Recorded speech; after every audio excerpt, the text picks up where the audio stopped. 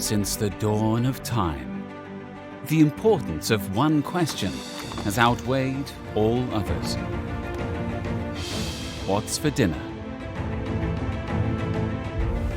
From the wind-chilled tundras of the Arctic to the dry dunes of the Sahara, all the way to the deepest rainforests of the Amazon. Our omnivorous nature has allowed humans to survive and thrive.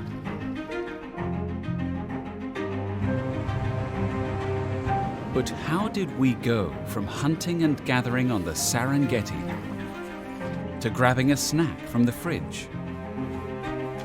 Perhaps the answer was as elemental as the kiss of fire. Once our ancient ancestors tasted that first cooked meal, there was no going back.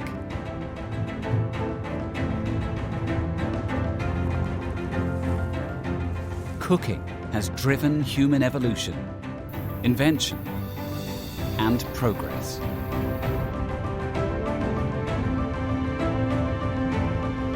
In this series, we'll serve up a story 2 million years in the making of what was, is, and will be on our plates.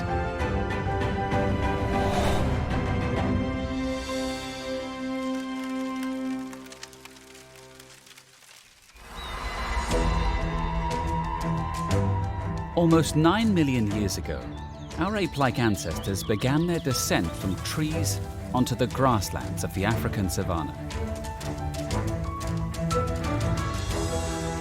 What drove them from branches to bipedalism has puzzled us, their descendants, for millennia. Could the explanation be as simple as an empty stomach? Over millions of years, the climate of Africa shifted. Dense forests gave way to great grassy landscapes, teeming with delicious new species of flora and fauna. Meet Littlefoot. She's a 3.6 million year old Australopithecus. Discovered in the Starkfontein caves of South Africa, Littlefoot is the most complete skeleton ever found of these ancient human ancestors. Australopithecines were a lot like chimpanzees, and they ate like it too. Littlefoot may do scavenging the grasslands and trees for her meals. On the menu, low-calorie, fibrous fare of seeds, grasses, and fruit. Richard Wrangham is a Harvard primatologist. The Australopithecines, these relatives between maybe 7 million years ago and 2 million years ago, they were at the simplest kind of level like chimpanzees that stood upright. That is to say, they walked on their hind legs, if you like. They were about the size of chimpanzees. They had big jaws like chimps, big teeth like chimps. I mean, you can imagine somebody like Mick Jagger opening his mouth and screaming out, and that mouth is just a tiny little mouth compared to what a chimpanzee or Australopithecus can do.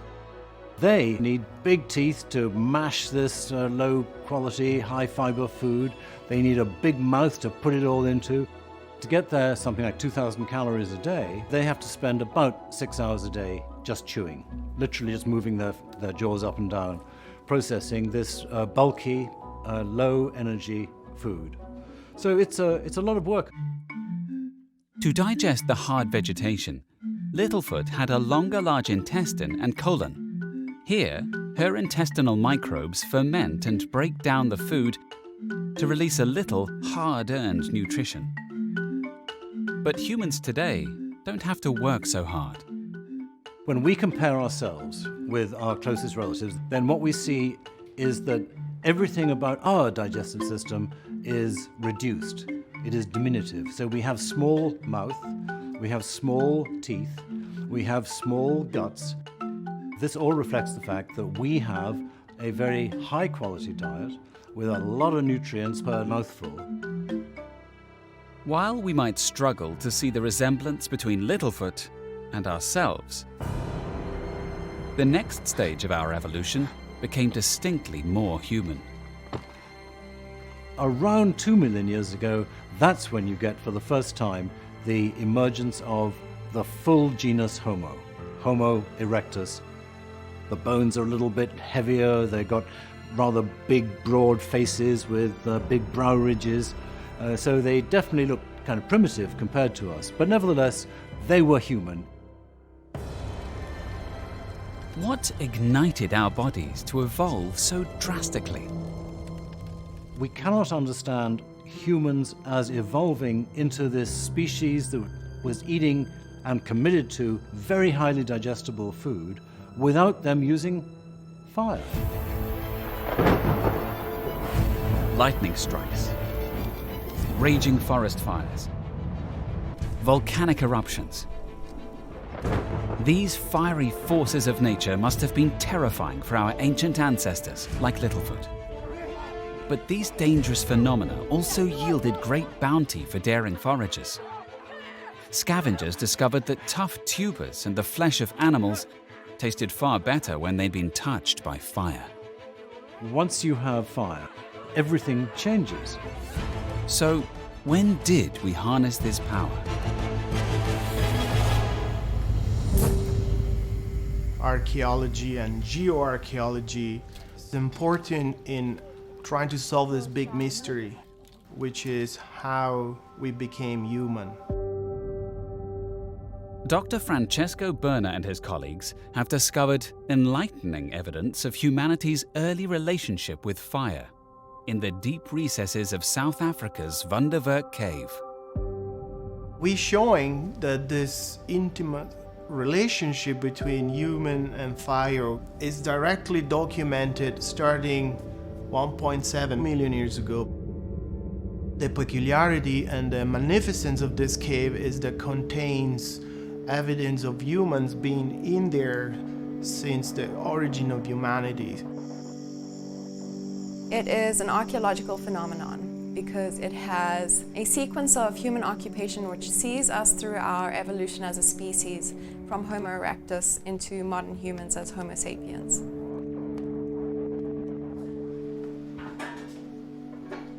This is a block of intact sediment which we have taken from the context of 1.78 million years old and older in Wonderwerk cave. So over here we have an intact bone from specimen X, which is discolored. Sometimes discoloration may indicate staining from the sediments which surround the bone. Other times it may indicate burning. The slides of this ancient earth hold remnants of a hugely consequential moment in human history.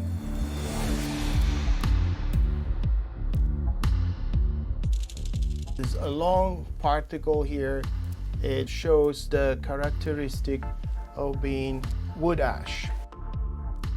This seemingly simple discovery is anything but. Dr. Berna has found the oldest known evidence of humanity's use of fire. That's extremely exciting. They put human and fire in the same spot early on in human evolution. With the controlled use of fire, we first began to cook our food. This act of transformation had revolutionary effects on our sustenance. So basically, heat jiggles molecules and breaks them apart, and then that's nice. When you cook, you're saving yourself a lot of the energy that otherwise the body would be using to digest raw food. So we get a bonus from how much of the food can be digested, and we get a bonus from saving ourselves the cost of digesting the food. Thanks to cooking, we had a newfound surplus of energy, which went straight to our heads. We're not using that metabolic energy for our gut. What should we do with it? Let's make a bigger brain. We have the largest brain in relationship to body weight of any primate. For the average person, about a quarter of all of the food calories you eat go to fueling your brain. So this is an organ that is only a 40th of your body weight, but it's occupying a quarter of your food. So it's incredibly hungry and expensive to fuel all the time. Cooking with fire sparked our evolution, and we've had one thing on our minds ever since: filling our stomachs. Technological breakthroughs like stone tools helped us to kill and prepare our suppers, and we continued to be keen gatherers. The importance of fire to fuel our minds and light our way never waned. Fire was essential to our first hunter-gatherer societies. We lived as hunter-gatherers for millions of years. Today, the lifestyle that made us who we are is practiced in only a few remote corners of the world.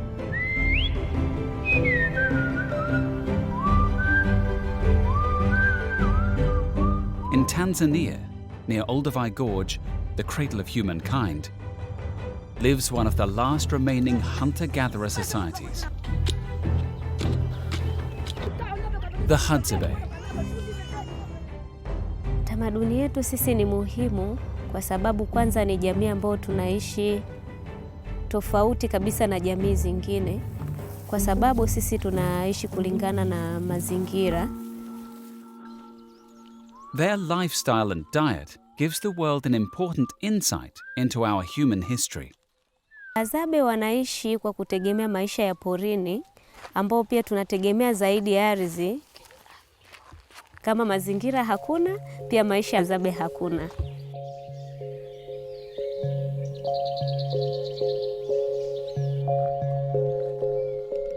It's mid-morning in the Hadzabe camp, and it's time for the first meal of the day.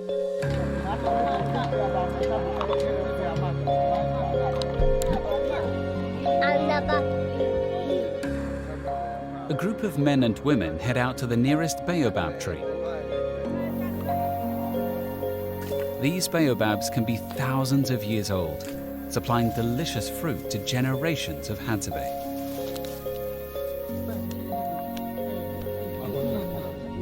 The women break down the fibrous, delicious fruits.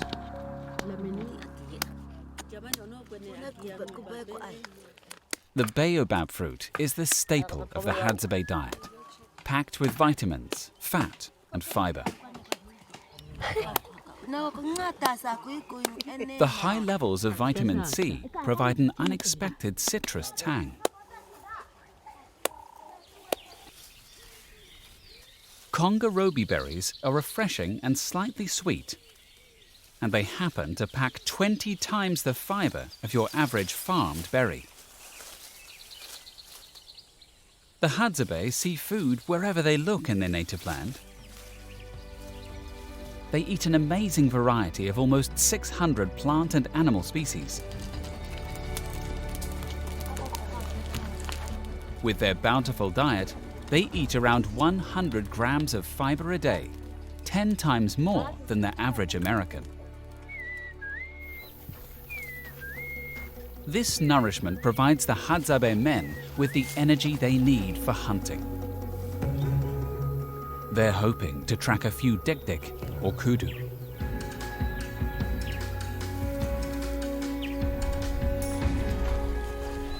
Like the hundreds of generations before him, Nyoha grew up hunting on these Hadzabe ancestral lands. Nikaanza mzee akanichongea pindi kidogo, saizi yangu lakini sio kubwa. Saizi yangu chongea na mishale. Nini baadaye sasa hiyo pindi nikaizala. Basi akanitengenezea kubwa zaidi ya pale sasa.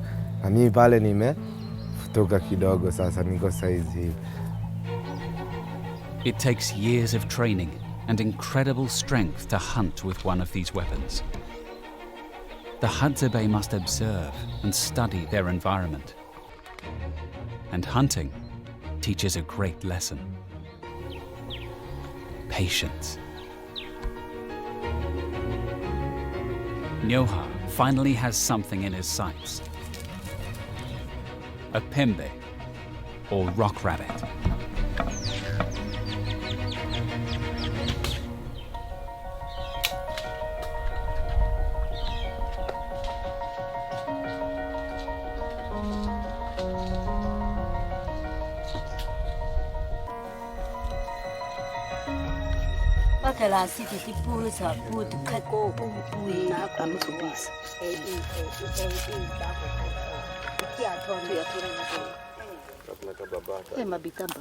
The lean meat is cooked over an open fire.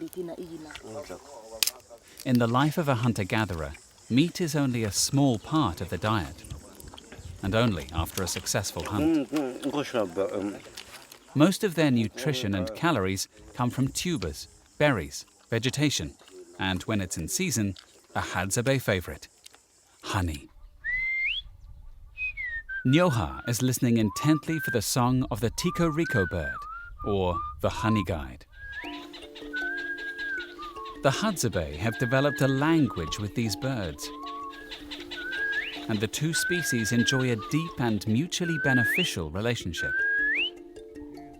High in these branches is the world's finest all-natural dessert.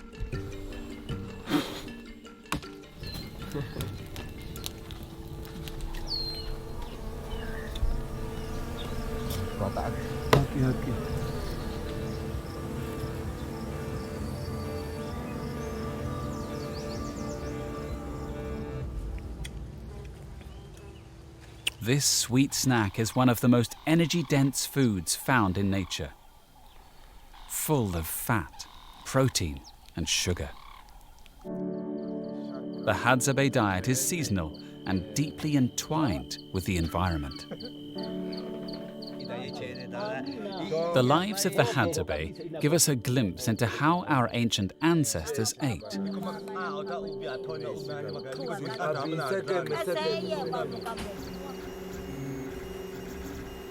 On the other side of the world, the benefit of the hunter-gatherer diet is being investigated.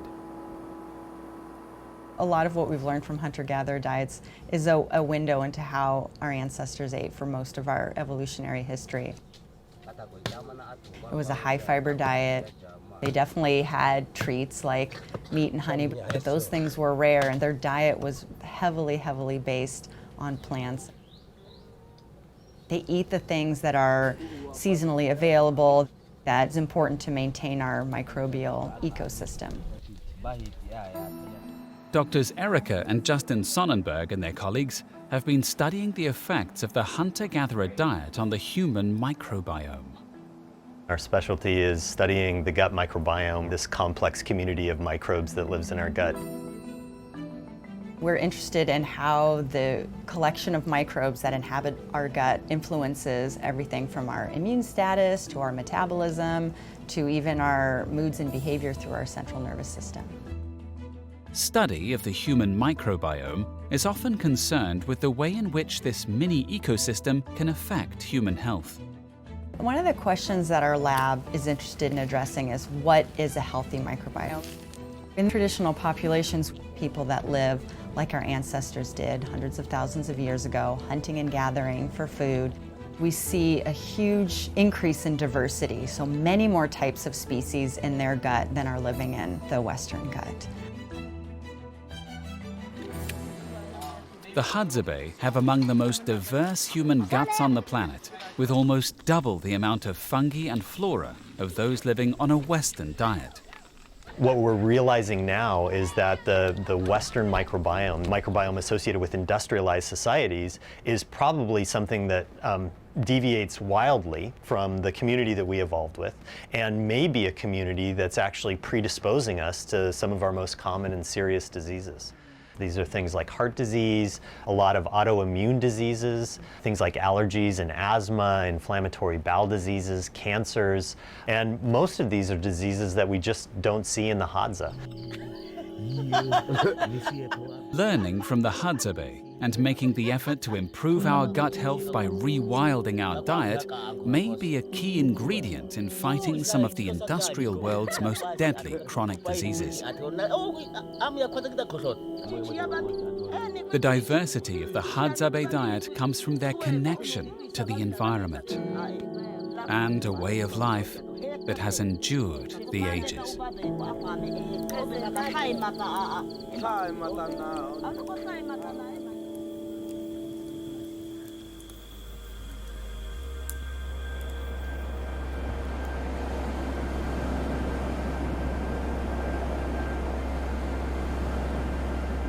"7,000 miles away, the traditional ingredients of another ancient people are being brought to the attention of the modern world. And what chefs are discovering is that these ingredients aren't just healthy, they're delicious." Here in Wollongong, Australia, ancient bush ingredients called bush tucker by the Aboriginal natives are cooked up into mouth-watering New Age dishes.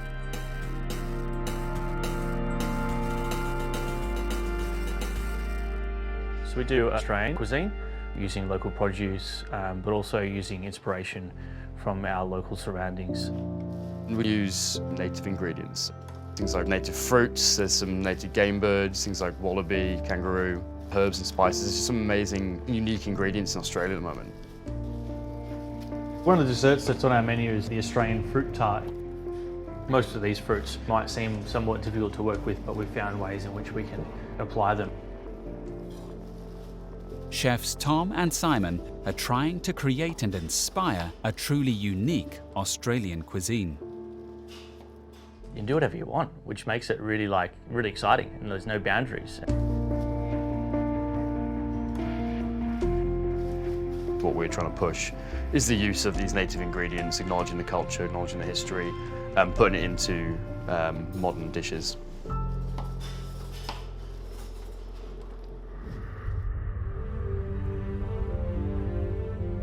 Living for 50,000 years in isolation, the Aborigines of Australia are one of the most resourceful peoples on Earth. The Aboriginal people have been here for thousands and thousands of years. To put that into perspective, when was Jesus born? About 2,000 years ago. How old are those Egyptians? About 5,000. When you're talking 40, 50,000 years or more, yeah, there's been a lot of practice. This is my supermarket out here. You know, I've got fish out there, I've got all sorts of seashells, boundless resources out there, let alone up here on the land. And when I bring fellas down here to teach them about it, it's also our university. But European settlers and modern-day Australians have rarely looked to the Aborigines for edible inspiration. You can go to any market or a food fair anywhere in Australia and you can find every cuisine from every country from around the world. China or Morocco or Italian or anything. But you won't find a bush tucker, hey. It's slowly evolving. I go around teaching people about my culture through the way of bush foods and trying to introduce them into another way of living and knowledge. The native animals and plant life of Australia evolved in isolation, leading to a diversity of ingredients unique to the rest of the world. Here we have finger lime, which is a native lime, extremely tasty and very, very special. They basically look like little caviar, but lime tasting, and you pop them and they, little bursts of acidity.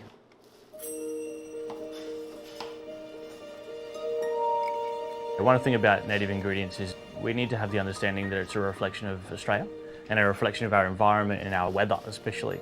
And so you talk about Australia, it's so hot, it's so dry. If you've ever grown strawberries, you know strawberries need a lot of water to be sweet. And so our native fruits are all sour, bitter, green, because we don't have the water that it requires to be sweet fruit. If you think about emu, wallaby, kangaroo, all really lean because they don't have the ample amount of food to have those fat reserves. So we've got some braised wallaby tail. It's very much like oxtail, wallaby tail. It's quite fatty, gelatinous meat. Takes quite a lot of cooking, but really delicious once you do. There's definitely trial and error, and I think as chefs you can take an ingredient, you can taste it, you can work out flavours it's going to work with. Also from people we've done work with, Fred from Fred's Bush Tucker, a little bit of cooking with him. He sort of taught us some very traditional ways. We've taken that into the kitchen and sort of replicated that. So I have a barramundi, dry age it for about 3 days. This dish is based on quite a traditional way of cooking barramundi. So normally you take a whole barramundi, wrap it in paper bark, soaked in water, layer it with lemon myrtle leaves. The smoke will come up through the lemon myrtle, flavouring the fish. Maybe you can smell it now. It fills the room. So this is the little salad that goes with the barramundi. In a coastal city, we just have access to amazing beaches and there's so much edible plants and foods there. If you stop and look, you can find some pretty tasty stuff. Restaurants like Caveau are finding inspiration in underutilized natural food diversity to bring old flavors to modern diners. We want to see these ingredients just treated as normal ingredients. I think that's the future, just getting them into home kitchens, demystifying what they are and how they react. And it's starting to get there.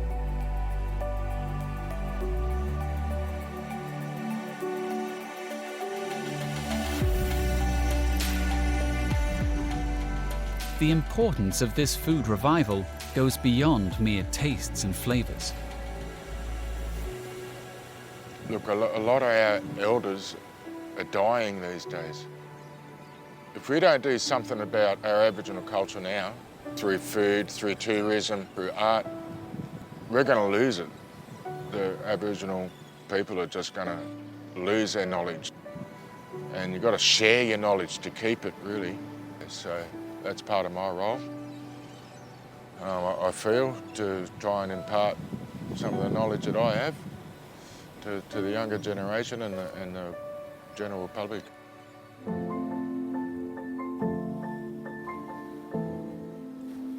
I want more fellas out there doing what those fellas are doing and showing off our proud culture.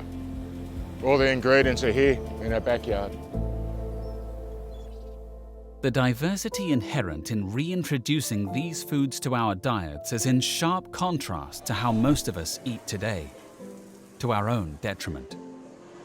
If we are to improve our health in the future, we must take some lessons from the past.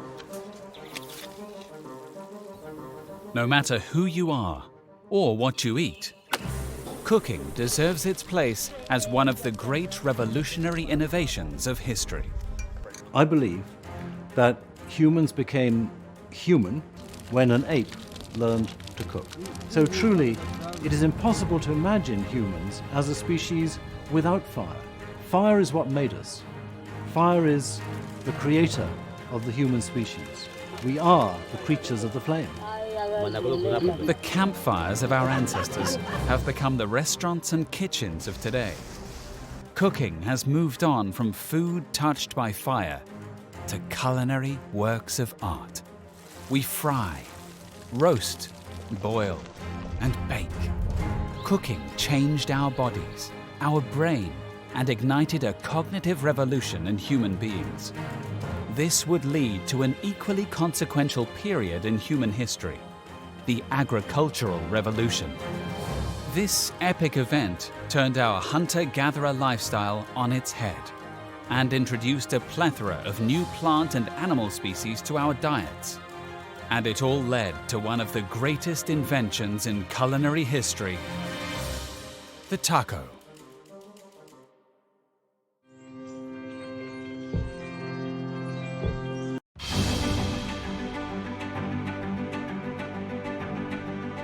New York City. On the street corners and in the neighborhoods of this epicenter of multiculturalism, delicious aromas waft into the streets, tantalizing cuisines and flavors from around the world. But there's one cuisine that is loved above all in the good old US of A. There are no less than 59,000 Mexican restaurants strewn across the country.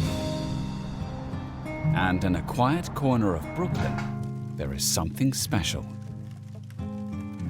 This is Claro, the chef, T.J. Steele. Claro is a Oaxacan-inspired restaurant. We do kind of a modern New York take on some Oaxacan classics. A side of rice, a blue corn tortilla, a bevy of mushrooms, homemade chorizo, fresh-made cheese, a splash of spicy salsa. I know what you're thinking. Tacos. But this is not just a classic Mexican meal. Every mouthful tells the story of human history. Each of these ingredients, the grains, meats, cheeses, fruits and vegetables, reveals another chapter in our shared story. Together, they symbolize 12,000 years of innovation, invention, selection, and serendipity known as the agricultural revolution.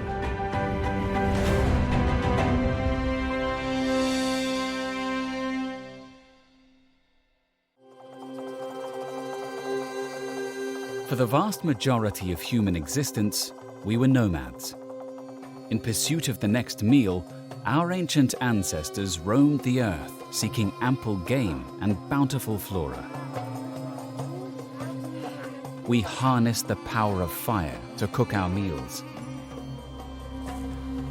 Then, for 100 centuries, we endured and survived a global ice age. So, how did we get from this frozen world to Taco Tuesday? Charlotte Lusty is a member of the Global Crop Trust, working in Svalbard to preserve the last 12,000 years of agricultural history. In the early years of agriculture, there were people who were understanding and learning how to cultivate wild plants. And in doing that, they cultivated plants that were delicious to eat in sufficient amounts that allowed them to develop cities and towns and civilizations. Whether you're talking in the Far East or Egyptian, Greek, Roman, Aztec, Inca, they were all based on brilliant farmers who were producing enough food to allow society. So it was a fundamental part of our evolution as humans to become great farmers. This fertile crescent of the Middle East would come to be known as the cradle of civilization and is regarded as the birthplace of writing, trade, math, and organized religion. And all of this springs from the advent of agriculture.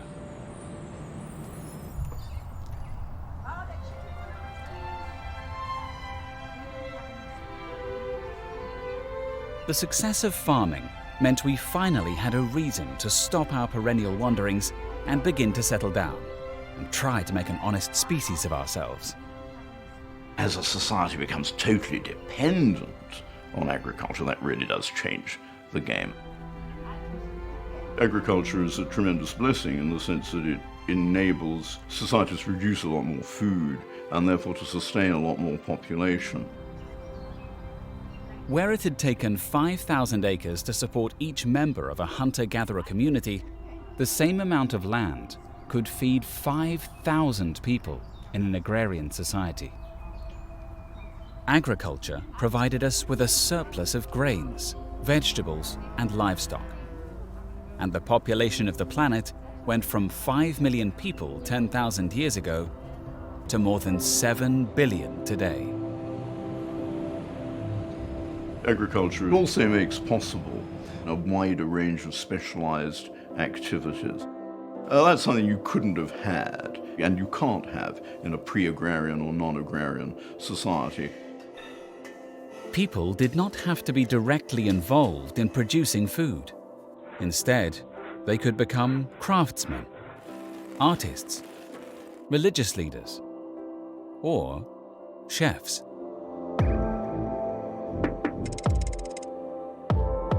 Cooking is something that there was never really another choice for me. It was the only thing I ever thought that I would do or wanted to do and really enjoyed doing. I think it's hard to get authentic regional Mexican food in New York.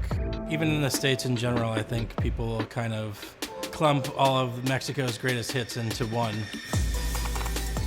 What we do here is a little different because we focus on the region of Oaxaca, which in itself has many different subregions and lots of different kind of cuisine that come together there. I think one of the things that I found when I went to Mexico was a lot more soul in the food. I felt an emotional attachment to Mexican food. I think that it spoke a lot more to my soul and what I was feeling towards food. I can take all the relationships, ideas, food experiences, everything from my time in Oaxaca and kind of just bring it here in New York and kind of share it with everyone. TJ's Oaxacan meal begins with a side of rice, the staple accompaniment to many a Mexican meal. The cuisines and civilizations of the world were shaped most influentially by the magical transformations of their native grasses. One of the great kinds of food magic is the transformation of grasses, because that's really what we're talking about.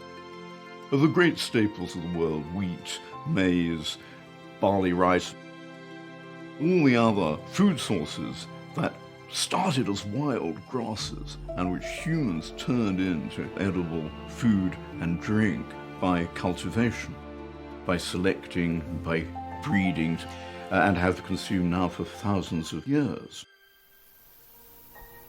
Our journey through agricultural history begins in Asia, where one ingredient has always dominated the cuisine: rice. It is believed that humans have been selecting and influencing rice evolution since the Chinese first started cultivating it around 7000 BCE. Today, rice is the primary crop and staple of more than half the world's population.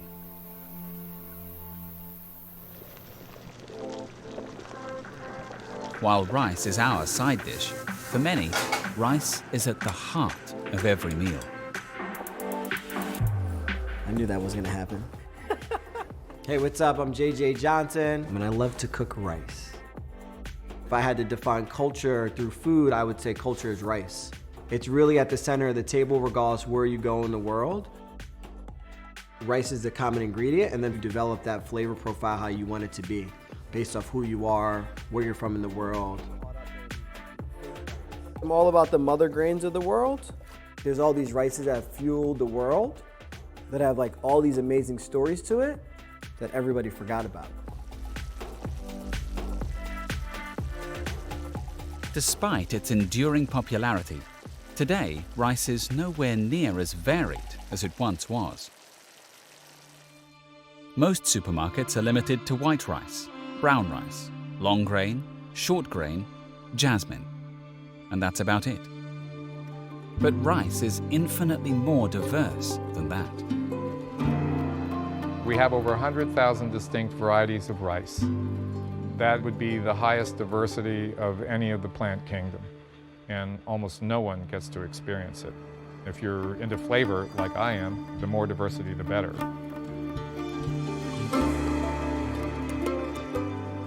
Glenn Roberts is the founder of Anson Mills, a company dedicated to the cultivation and preservation of grains and seeds from bygone eras.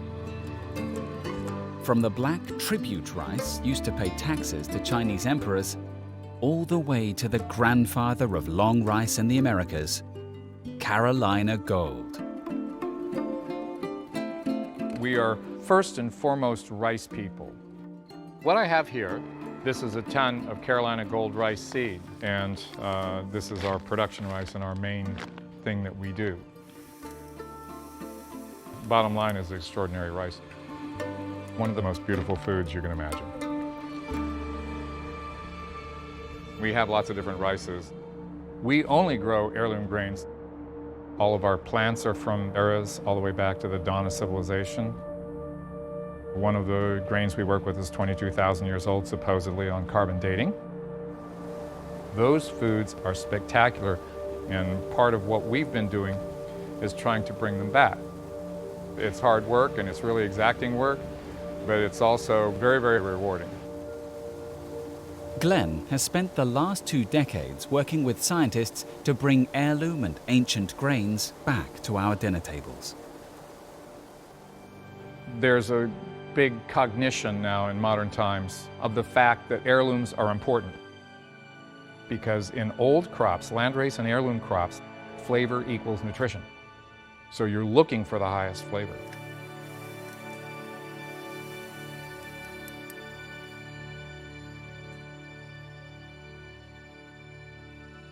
This might not even fit in here. Rice is everything. It is truly what I feel is the most casual, common ingredient in the world.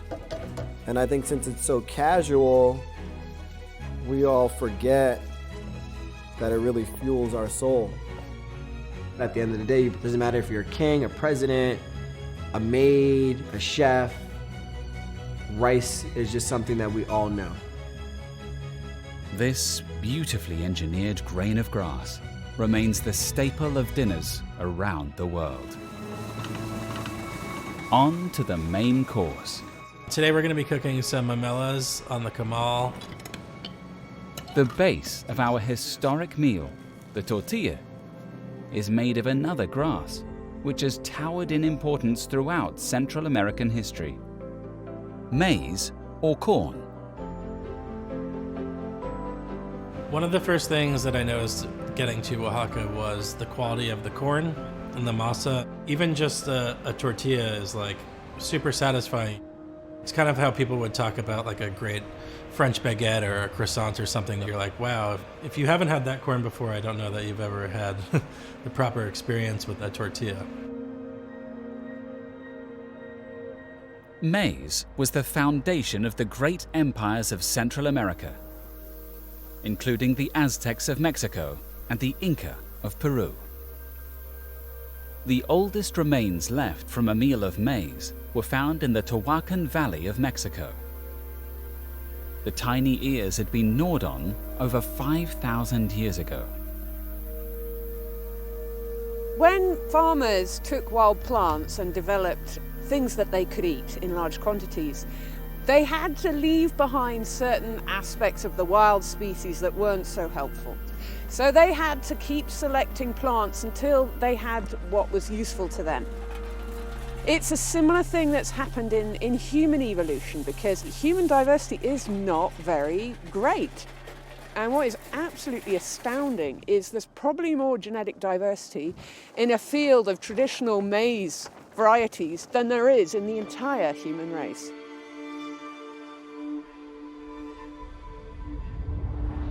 Maize is derived from a grass called teosinte, which is indigenous to central Mexico. The difference between teosinte and modern maize is remarkable. With human help, this humble plant evolved, as bigger ears with fatter kernels were selected and planted. And corn, or maize, has never waned in its importance to Central America. Alrededor de 30 años, que es una herencia que nos dejaron nuestros padres. El maíz que se produce aquí en Oaxaca es muy bueno. El maíz está en la base, pues, de la alimentación del mexicano, ¿no? Es la base de la alimentación familiar.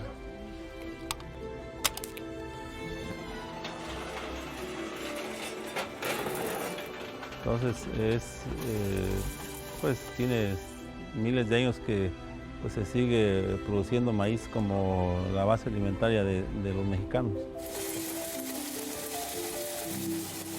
To the civilizations of Central America, maize was both the source of life and the reason for living. It was food, economy, nutrition, and flavor all in one. The Mayans didn't just subsist on maize, they came from maize.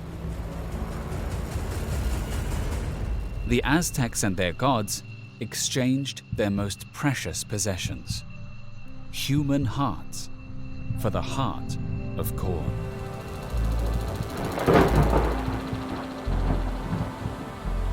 The basic rule, I think, is very easily understood.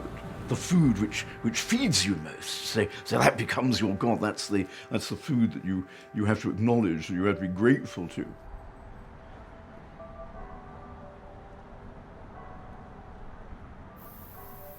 De alguna manera, pues lo único que podemos hacer es darle gracias a Dios por la bondad que nos da de la producción de maíz. Es parte de la soberanía alimentaria, ¿no?, de México, de Oaxaca. Entonces es algo que debemos conservar como un legado que nos dejaron nuestros antepasados, ¿no? Since corn in Oaxaca has always been such a staple part of the diet and the culture here, there might be a little bit more respect for it. Haven't been able to find any corn in the States that comes close to anything that's going on down here in Mexico as far as flavor and starch content and even aroma. Everything that we're looking for at the restaurant is in the corn that we find down here.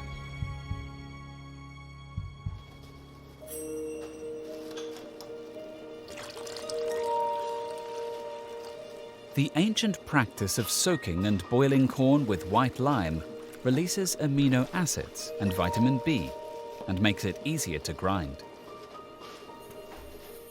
El primer paso es, ya teniendo ya el maíz cocido, lo machacamos con nosotros llamamos la mano.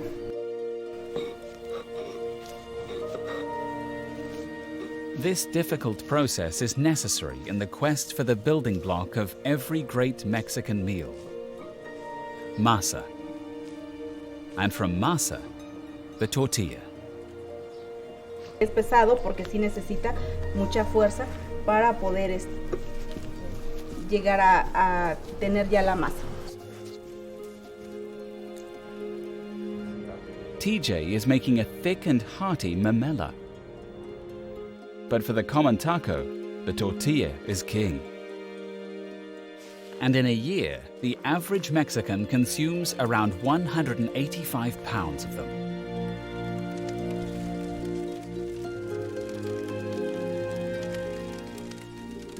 The difference between something you would buy at a store and something that we're making here with no preservatives or additives to it is huge. Like, you can smell the difference, feel it, taste it, everything across the board. It can be fried, it can be cooked dry in a comal, it can be finished on a grill. You can see it in all different shapes, from tortillas, clayudas, mamelas, all kinds of things. The possibilities are endless. Masa is life. Thanks to millennia of progress, we now have a steaming side of rice and a blue corn mamela. Stable food sources, rich in carbohydrates and vitamins, changed the game. But the grass wasn't necessarily greener at first. When ancient people diverged from their hunter-gatherer diets and became dependent on a stable diet of great grasses, they began to pay a devastating biological price.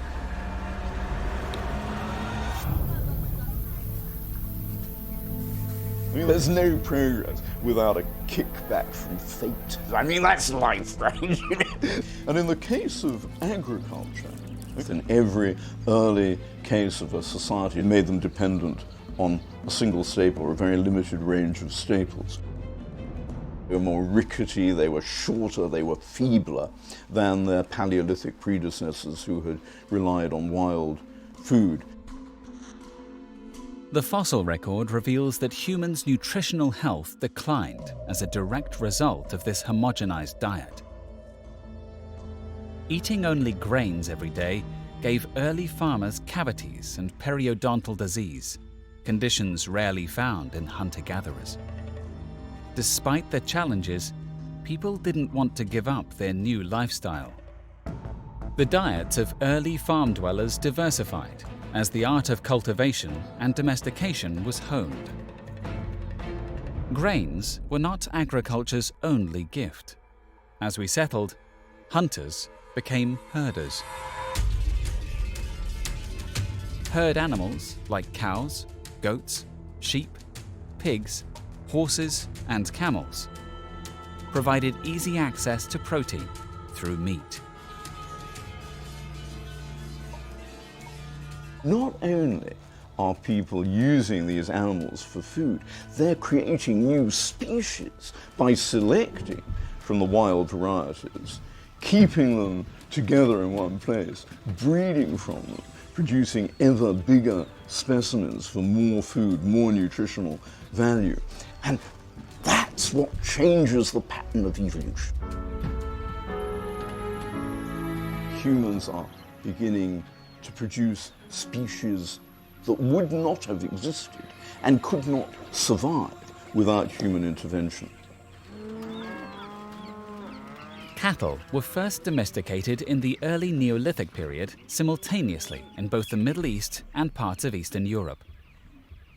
Wild chickens, indigenous to India and East Asia, were domesticated around 7,000 years ago. And pigs descended from the Eurasian wild boar. Domestication led to culinary experimentation, allowing our love of meat to take on new forms and flavors.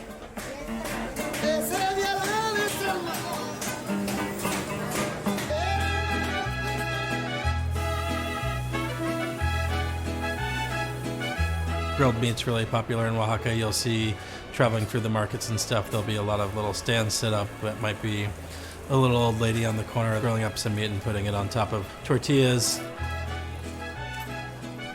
You'll see a lot of stews or tacos de cazuela, these like beautiful earthenware pots that are full of stews, and kind of pick what you want and they'll fill tortillas with it.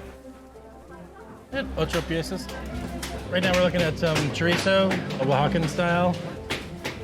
This chorizo has tons of flavor. TJ takes inspiration from the markets of Oaxaca and brings it to the tables of Brooklyn. Using better quality meats here has yielded us a product that reminds me more of food in Oaxaca, because I think that they're all one step closer to the farm. So here I'm stirring up our house-made chorizo. And basically it's heritage pork meat, which is like an heirloom pork meat that we grind in-house. And then we're adding in guajillos from Mexico, which is what it gets all of its nice red color from. And then for spices, it's getting Mexican oregano, thyme, allspice, a little bit of cumin, some white vinegar, a little sugar and salt, and that's it. This spicy Mexican favorite will be the centerpiece of TJ's mamela. But there are more stories to be told by this dish. As a species, our love affair with cheese predates recorded human history. Now we're going to add a little bit of farm cheese that we make in-house. Basically, it's a fresh cheese, or almost like a ricotta-style cheese. And this is also something that's very typical to Mexico or Oaxaca. Cheese is thought to have originated when milk curdled while being transported in bladders made of the ruminant stomachs of cattle. It was love at first bite. Introduced to Europe by travelers from Asia and to the New World by the Pilgrim settlers, today, cheeses from around the world differ wildly in their preparation and flavor. It comes aged, stinky, creamy, soft, hard, and moldy. We make all of our own cheeses in-house. I think that you can taste the difference. You can taste the love and the care in it, and it really shows. This is a chorizo mamela with some asiento bean paste, and then a house-made chorizo and potato with some fresh cheese on top and cilantro. Our first dish is up, but this Oaxacan feast isn't done yet. As tasty as they are, we cannot survive on meats and cheeses alone. There's a reason your parents always told you to eat your vegetables. Not only are they delicious, they're the cornerstone of nutrition. From apples to mangoes, onions to avocados, peppers to chilies, cultivation of regional fruits and veggies was essential to culinary culture. Going to Oaxaca and seeing the food down there kind of blew my mind, how much flavor you can get out of something like a mushroom. These flavors can take you back to the earth. For the veggie lovers, TJ is preparing his famous mushroom and pea shoot mamela. I think mushrooms are fun because they kind of have the meatiness without having meat in them. These are all wild mushrooms now that are in season. I like these mushrooms too because they all have a different texture and color. Pink oyster, the bluefoot, some of the cauliflower, the theopenes, and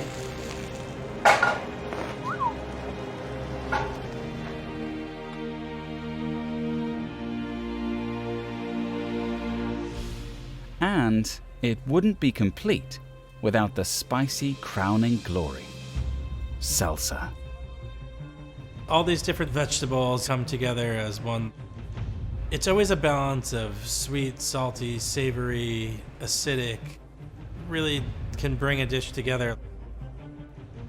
Though salsa is a seemingly simple condiment, this mix of veggies, fruits, and spices actually dates back through the ages of the Incas, Aztecs, and Mayans. Aztec lords combined tomatoes with chili, ground squash seeds, and legumes. And the Spaniards first encountered salsa in the 15th century. First on the shopping list for our salsa, tomatoes. this is a Zapotec tomato. The first time I ever had this tomato was in Oaxaca, and I thought that it was just a weird-looking little funky tomato, but just like we have heirloom tomatoes back home, this is basically what that is here. This species of the fruit family originated here in Central America. Tomatoes were first exported in the 1500s. These colorful fruits were introduced across the continent of Europe and notably Italy. It's hard to imagine Italian food without tomatoes.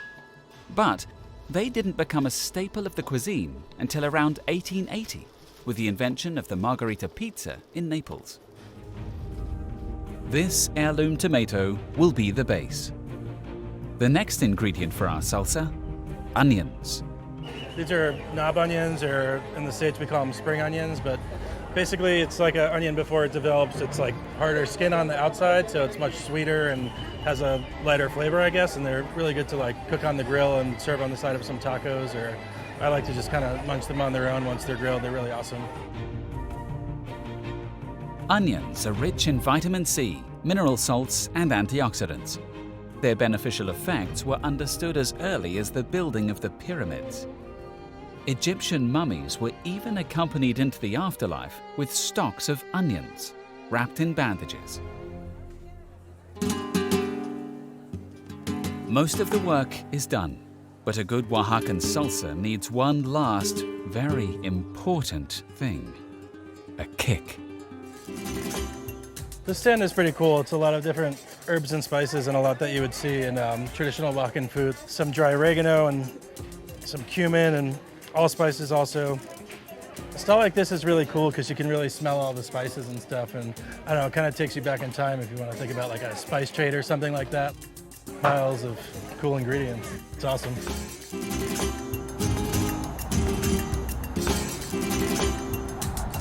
Kind of making a freestyle salsa today and just taking some ingredients I like and mixing them together. One of the things I really enjoy coming down here is like how these tomatoes are always super sweet and ripe and super amazing. And I think it's one of the things that makes all the salsas and things here really special. I just want a little bit more char in them, and then also, as you see like how they're bubbling here and kind of shrinking up, what's happening is the water is cooking out and that's intensifying the flavors, almost like a sun-dried tomato would be. And I'm basically gonna mash up the tomatoes with a little bit of this chili paste, which is made from Oaxacan pasilla chili, which is a nice smoky chili, kind of like a chipotle. So it's gonna add a little bit of acid from the tomatillo and some smokiness and heat from the chili. I think this might be done. Yeah, I'm just gonna add a little salt to this and that's kind of perfect.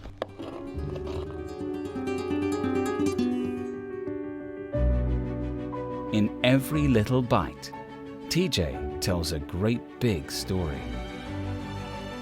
It took 12,000 years, but our meal is finally complete. Okay, let's eat.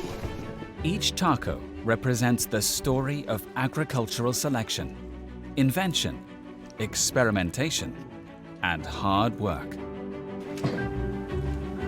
Gracias.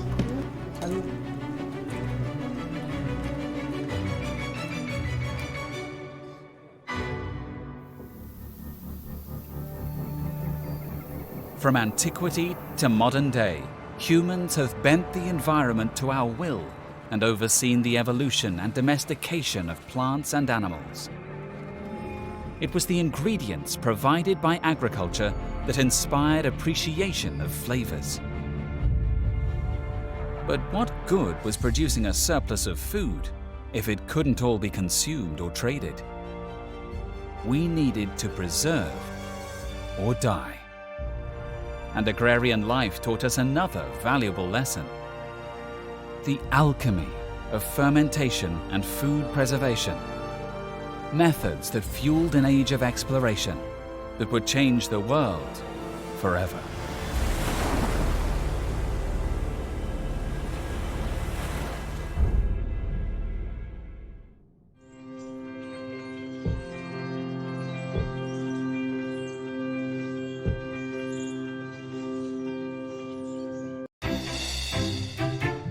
Before you sit down to tuck into this documentary, why don't you grab yourself a snack? Open the fridge and peer on in. What do we have? Creamy yogurt, salty prosciutto, a nice Gouda cheese, kimchi, a six-pack of beer, wine, soy sauce, a jar of crunchy pickles. Each of these everyday foods and drinks have something in common. They are the products of two ancient and mysterious processes: fermentation and preservation. Smoking, curing, and salting our foods to preserve them, and using fermentation to harness the power of Earth's microbes, dramatically expanded our palates and altered the course of human history.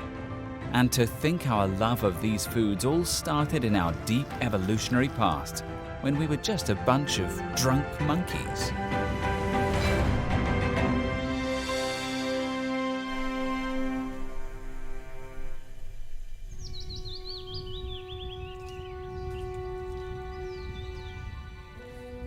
For millennia, humans have sustained themselves through a practice that they thoroughly enjoyed but did not understand. This was the mysterious alchemy of food preservation and fermentation. Author Sandor Katz has dedicated his life to studying this magical process. I like to refer to myself as a fermentation revivalist. The intentional practice of fermentation is extremely ancient, and of course the transformations were not clearly understood in a biological scientific way. Fermentation has been regarded as a sort of magic or alchemy. Despite its mystifying nature, fermentation has been an utterly essential process, integral to human survival. Almost every person in almost every part of the world eats and drinks products of fermentation every single day. One historian actually estimated that 1/3 of all food that human beings put into their mouths has been transformed by fermentation. There's always a practical benefit to fermentation. You take food from the season of abundance and you use fermentation to get you through the season of relative scarcity. Cheese is a strategy for preserving milk. Salamis and hams and cured meats, these are all strategies for preserving meat. Sauerkraut, kimchi, and pickles, these are strategies for preserving vegetables. The food is not decomposing, and it's becoming more stable for either short or long-term preservation.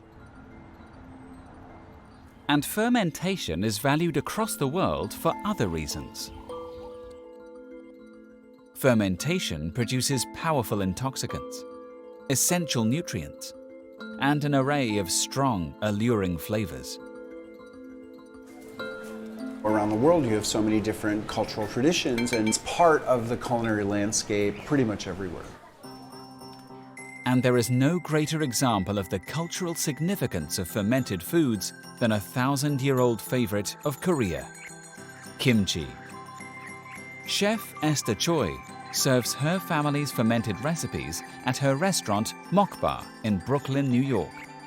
I think people make fun of Koreans for eating kimchi so often, and I think that is sort of true, so it's not even like a joke when if I don't eat kimchi with like every meal, I like freak out. That's because I ate it growing up like every single day. My kimchi that I make at Mokbar is modeled after my grandma's. We use 3 different types of fish sauces. I believe that's what makes our kimchi so flavorful and salty and delicious. Still remember my grandma kind of like feeding me kimchi, asking me how it tastes. I guess it was just like always embedded in my taste buds.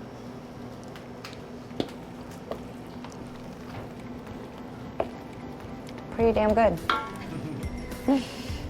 Every one of my dishes showcase fermentation. A lot of it is these ingredients that have been preserved for many months. It's so important preserving food because not only that it lasts a long time, it's so healthy for you and it just tastes incredible. You can almost taste the age. These are how our ancestors survived the cold winters, by preserving vegetables and seafood and meats. And now it's just become such an art form. Ooh, yeah. Thank you. Oh, more things. Oh yeah, look at all these different kimchis. People using the power of the microorganisms have, transformed the raw products of agriculture into unrecognizable forms. They smell so different. What has, transformed those products are yeast and bacteria and molds, the microbial agents of fermentation.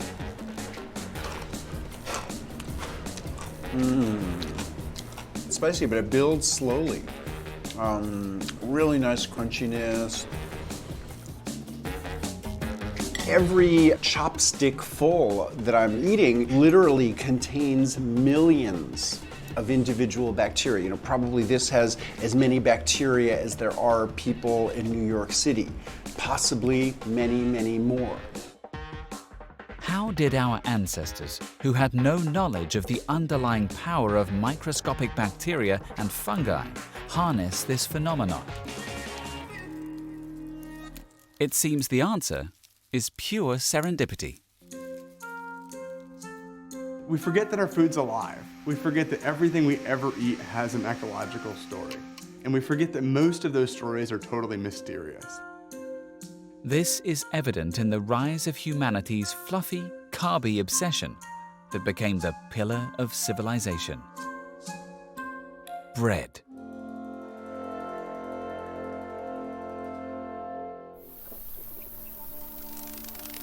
Many scholars believe bread making may go back to Neolithic cooks, with the oldest traces of bread dating back to 14,000 BCE. Prehistoric humans likely made gruel from water and crushed grains, and cooked it on stones by the fire, much like the naan, roti, or tortillas of today. But how did we get from simple flatbread to this fluffy loaf? It all began with a fermented bread we call sourdough. Historically, all breads that people were eating that weren't flatbreads were sourdough breads. Sourdough bread starts somewhere in the Near East or North Africa. The first sourdough bread we know of for sure is the sourdough bread that we see in Egyptian depictions.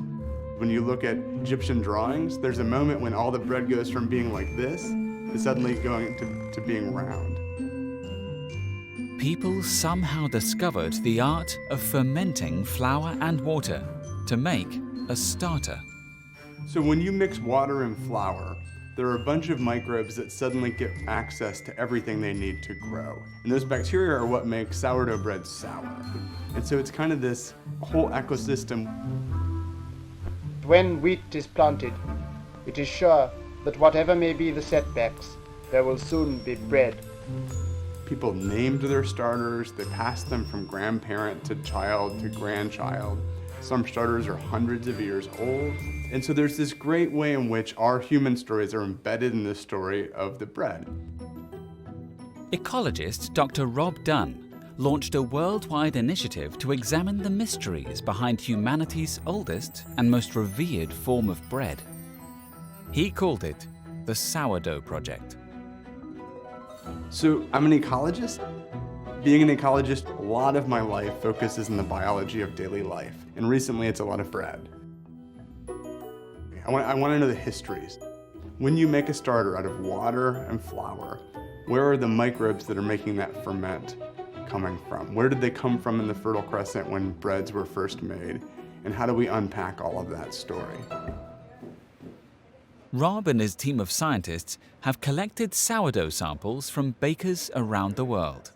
They are sequencing the starter's DNA to unravel the microbial history of each loaf. So we have 1,000 samples from bakers around the world. Yeah. And we've identified which fungi and bacteria are in there in sort of a simple way. Yeah. But these are 100 of the most interesting samples. I want to know the histories. I want to pull those apart. But I also want to know, how do we take advantage of the histories and the rules of ecology to make better bread? In Copenhagen, renowned baker Lars Petersen is famous for his sourdough. The secret of good bread is a lot of passion. I just love eating bread. I've been raised on bread. The sourdough started here is like 6 years old. We got to remember it's a live thing, you know, working with sourdough and bread making. So you have to put a lot of effort and passion into it. You have to nurse it every day, make sure it's happy, see how it develops, and then you have to be able to adapt the whole time. So the dough has its own life. It's really a challenge, but that's the only way you get a perfect bread. It's really great that we're going back in time now and taking all the skills, adapting them into this busy lifestyle we have these days, using a mill to grind your own flour. It's amazing, and I love it. We're nearly there. I have to move them around a bit. First I look at the bread. Is the crust? Is it nice and dark? And you can just smell the fresh grains, freshly milled. It has a lot of flavor. Beautiful scoring. Color is just beautiful. More or less the perfect sourdough bread.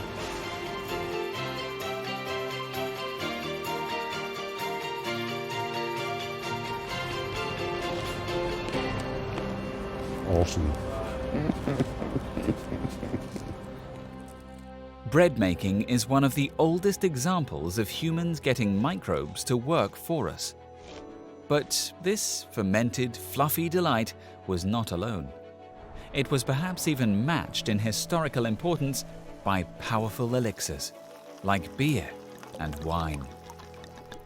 And our predilection for strong drink may predate our own species. 10 million years ago, the ancestors of apes and men began to explore life on the ground. There, we found overripe fruit that had fallen and begun to ferment. This transformation, a result of naturally occurring yeast, produces ethanol or alcohol. It was a taste Homo sapiens evolved to love. The idea that early humans were fermenting things seems pretty likely, or sniffing out things that were a little bit fermented. We know that humans have a bunch of genes for dealing with alcohol that other primates don't. And we know that the first of those genes turns up really early in human evolution. And so it's possible pretty early we were looking for some funky stuff. This gene, from deep in our evolutionary past, paved the way to one of our favorite pastimes: boozing.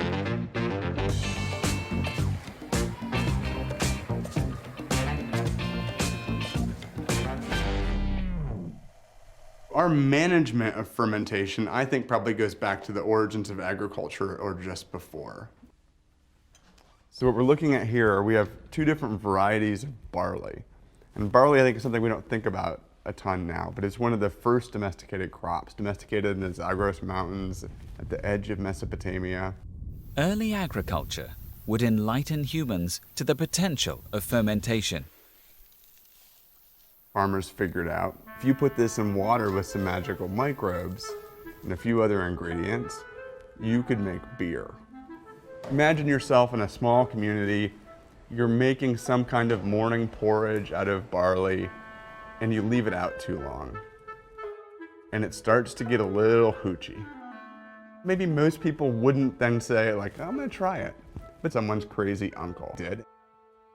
He would have called a neighbor over and said, hey, I just drank a bunch of this stuff.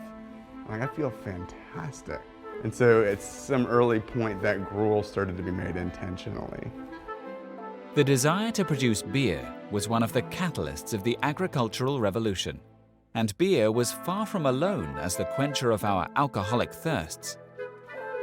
In Georgia, 8,000-year-old earthen jars of wine have been discovered in the deep recesses of caves. The Egyptians made at least 17 types of beer and at least 24 varieties of wine. In ancient Mexico, the people drank a mild wine named pulque, fermented from the sap of the agave plant. But our preference for fermented beverages wasn't purely as a social elixir and provider of merriment. The other thing that would have emerged pretty quickly is that people who were drinking beer were less likely to get sick, because the process of making the beer was fermenting the grain. It becomes a drink that's not full of pathogens, that you can make lots of and store up. And it's a way of water treatment before water treatment was available. Soon, it was being produced in huge quantities. It was a kind of money, it was a bartering chip, it could be moved from place to place, and civilization transformed around it. And so beer is a kind of a foundation stone to good living. And time has done nothing to dull our taste for beer. In the small town of Vlezenbeek, Belgium, lies a shrine to the ancient tradition of brewing. I'm Dirk Linnemans, the sixth generation of this family-owned brewery. It all started in 1822 when one of my grandfathers married the daughter of the brewer farmer of this building. Belgium is one of the world's most renowned beer brewing nations, with traditions going back centuries. Lambic is the oldest beer of the world. Before people understand that yeast was responsible for fermentation, they already used these methods. It's based on spontaneous fermentation, so we do not add yeast.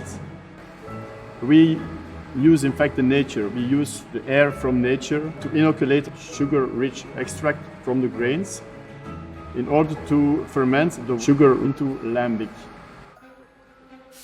My name is Peter. I'm the brewmaster at Lindemans. I work now about 18 years. My father worked it all his career, more than 50 years.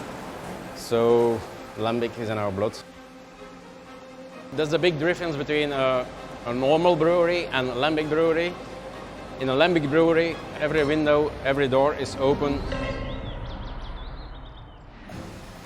The wild yeast is the most important thing in the whole brewery. In here, there are 86 different microorganisms. And the most important are those two, the Brettanomyces bruxellensis and Lambicus. In the beginning, they do nothing, but after 6 months, they start to do their job. In the worts, there are sugars. They will eat the sugars and they will transform the sugar into alcohol. And alcohol gives a taste to your beer. That's magic. For a lot of people who are drinking lambic for the first time, they will be overwhelmed by the complexity of a lambic. But if you can define all those tastes, then we will appreciate it. It's like tasting a good wine, in fact. To this day, beer is still one of the world's most popular beverages. In 2016, the global consumption was about 300 billion bottles of beer.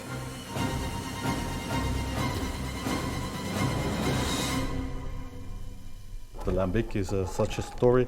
You're drinking history, let's say. Yet there are only 9 lambic breweries left in Belgium. And families like Lindemans are guardians of the flavors of a bygone age. It's the old Keus, the mother of all beer.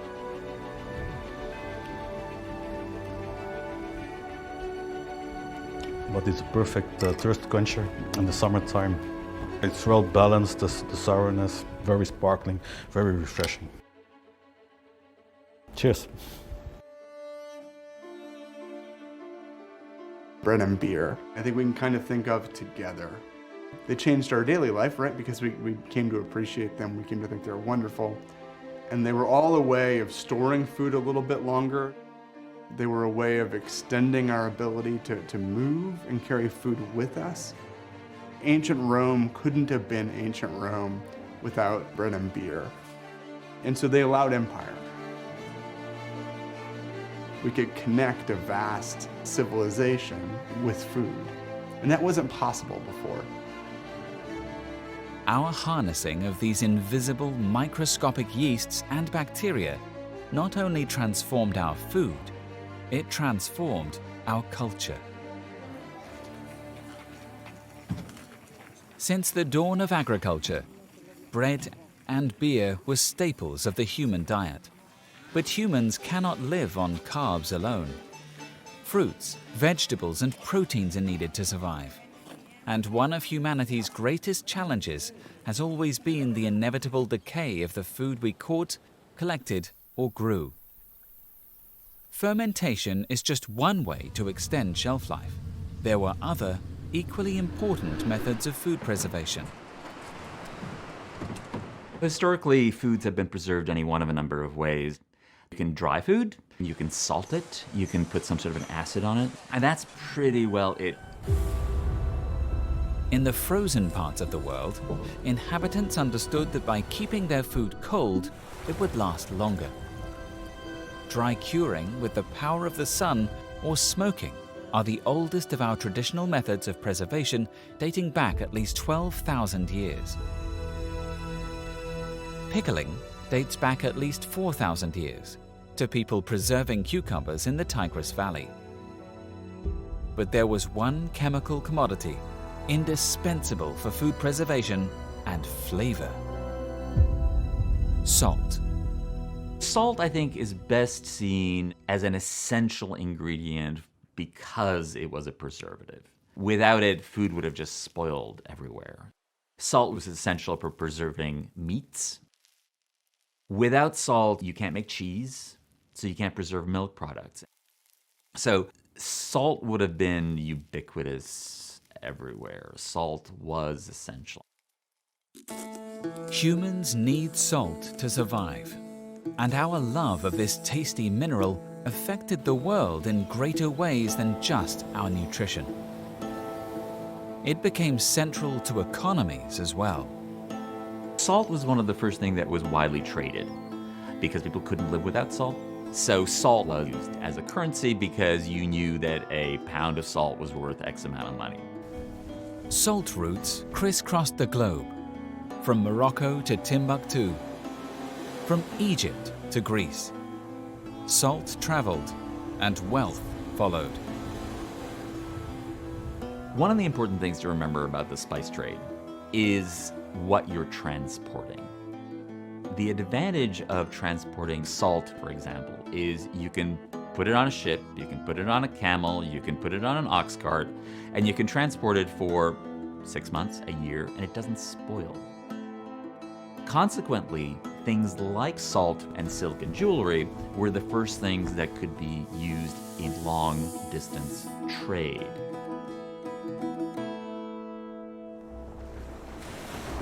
Trade and exploration began to explode in the 1400s. Men began to sail historically unfathomable distances in search of salt and spices.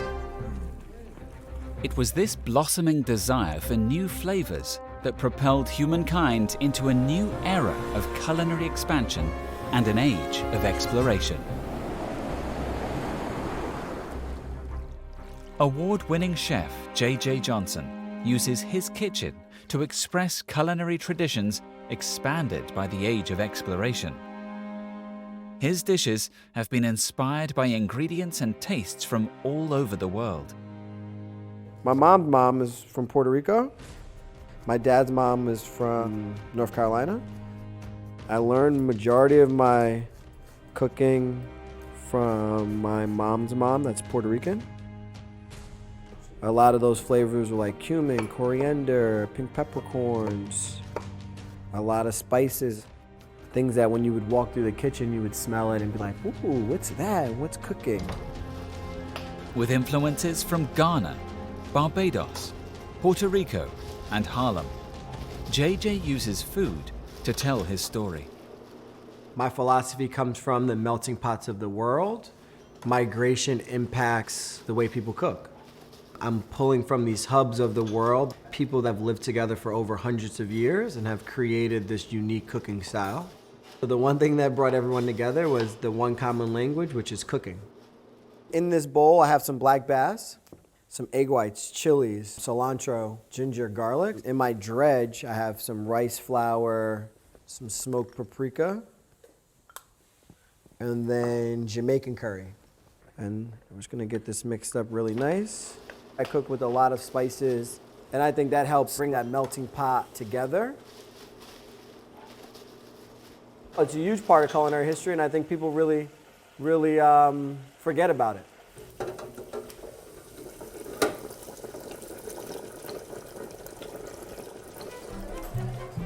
What we consider everyday spices actually have long and complicated histories. The quests for these spices were hugely influential in the history of human exploration and economies. What Europeans refer to as the Age of Exploration begins in the 15th century as the European countries went west. The expansion of Europe into Asia and the New World, which was motivated primarily by the spice trade, was that very, very first moment of having a genuinely globalized economy. The arrival of Christopher Columbus in the New World changed everything. European settlers brought foods and flavors from home to the Americas. And new and exciting commodities flowed from the New World to the Old. The unprecedented level of trade and immigration would come to be known as the Columbian Exchange. If you want to think about Europe without potatoes, if you want to think about Africa without cassava and without corn. You think of Indian cooking without chili peppers, a native New World seasoning. There were no cows in the New World, so you couldn't have milk and cheese. The Columbian Exchange was probably the single most influential event in possibly recorded history because it changed the cuisines and the staples of whole continents. I'm a child of the diaspora. I'm made up of all these different places. Each dish that I'm cooking represents something of who I am. I would say like the food of my childhood and then my travels.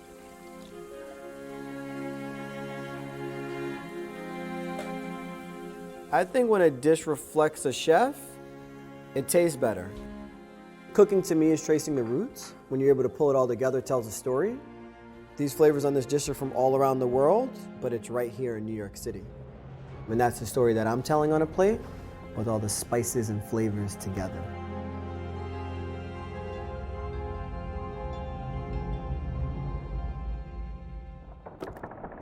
Despite the tasty rewards, the age of exploration was not an easy one for the sailors involved. Ferdinand Magellan's fateful voyage is a study in the importance of food preservation and diversity of diet.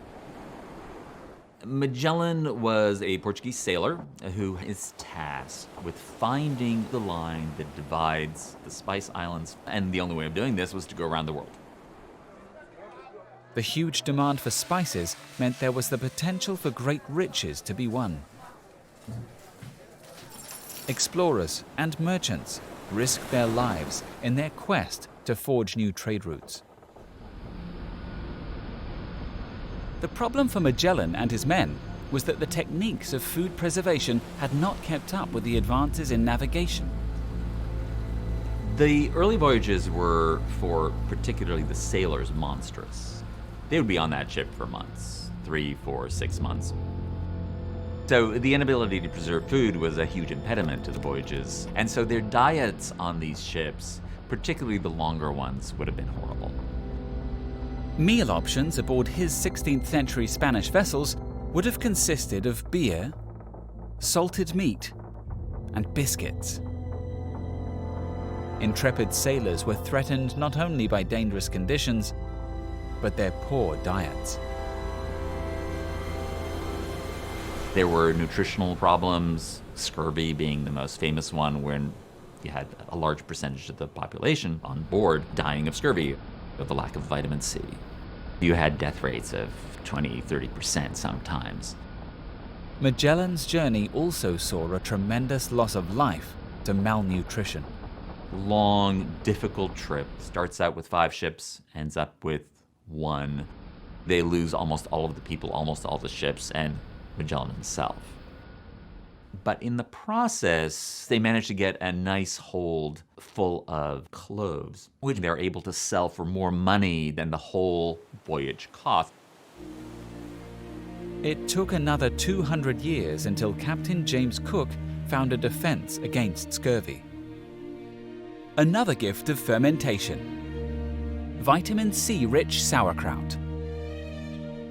Later, it was discovered that consumption of citrus fruits prevented scurvy. The British were the first to utilize this knowledge.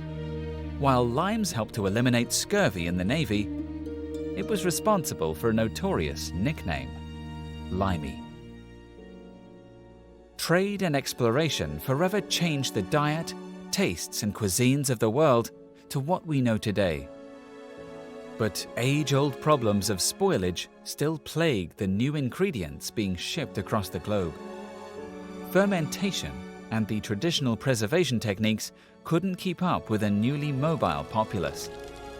Necessity inspired new inventions. Beginning in the 1800s, technology began to develop at an unprecedented rate. And over the next 2 centuries, the first modern methods of preservation emerged: canning, refrigeration, and chemical preservatives. These are new means in a long tradition of prolonging the life of food to sustain our own. The food we eat is shaped by geopolitics and governance and the movements of people, but it's also shaped by culture and deep human evolutionary histories, because those are all embedded in our foods too. And so these are always at play.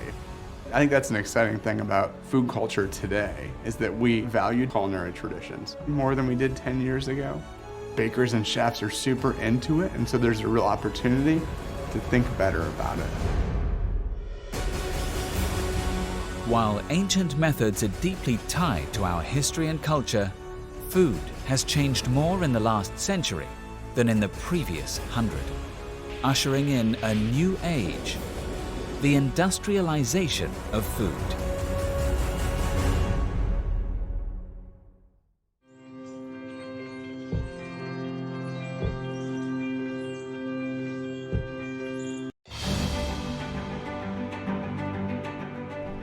Here at this quaint little butcher shop in the Netherlands, chef is preparing a worldwide fast food favorite.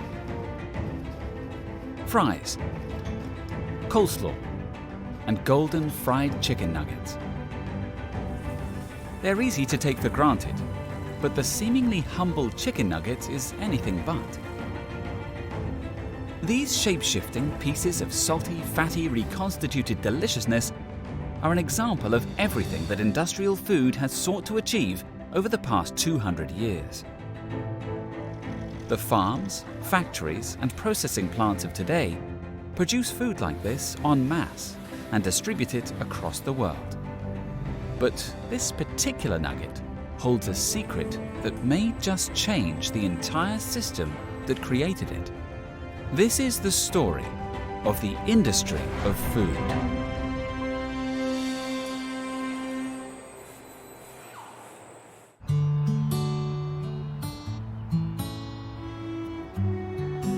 For thousands of years after its invention, farming and agriculture remained fundamentally the same.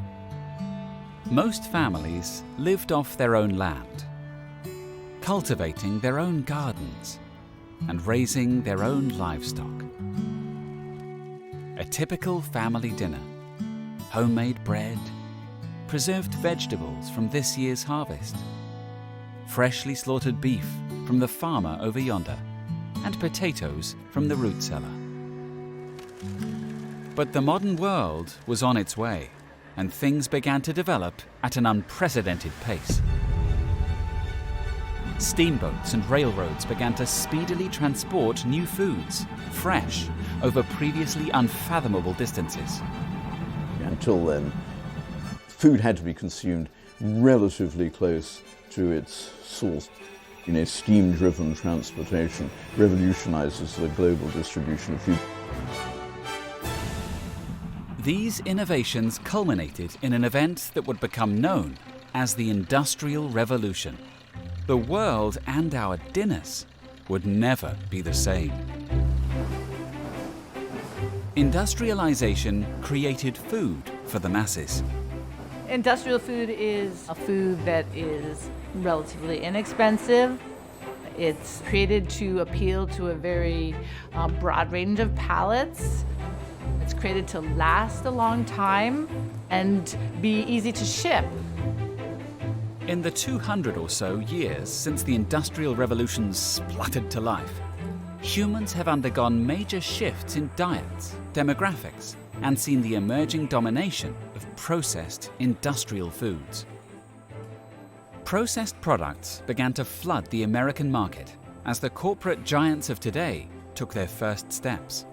Soup was sold in tin cans from huge factories, and the mass production of milk chocolate meant everyone could enjoy a cheap and tasty treat. Hot dogs became a huge hit on Coney Island. Our love of processed meats was born, and James L. Kraft received a patent for the first processed cheese. Processed foods were promoted as modern, sanitary, and economical. People ate it up. The Roaring Twenties was a time of new money, new music, and new food. The elite, vacationing in the casinos of Tijuana, brought home a culinary sensation. It became the emperor of all salads, the Caesar. Prohibition didn't stop this sensational salad from being paired with a dry gin martini and champagne. But a sweet and legal alternative really began to pop. Soft drinks didn't really become ingrained in American culture until Prohibition, when people couldn't drink alcohol legally and needed a substitute.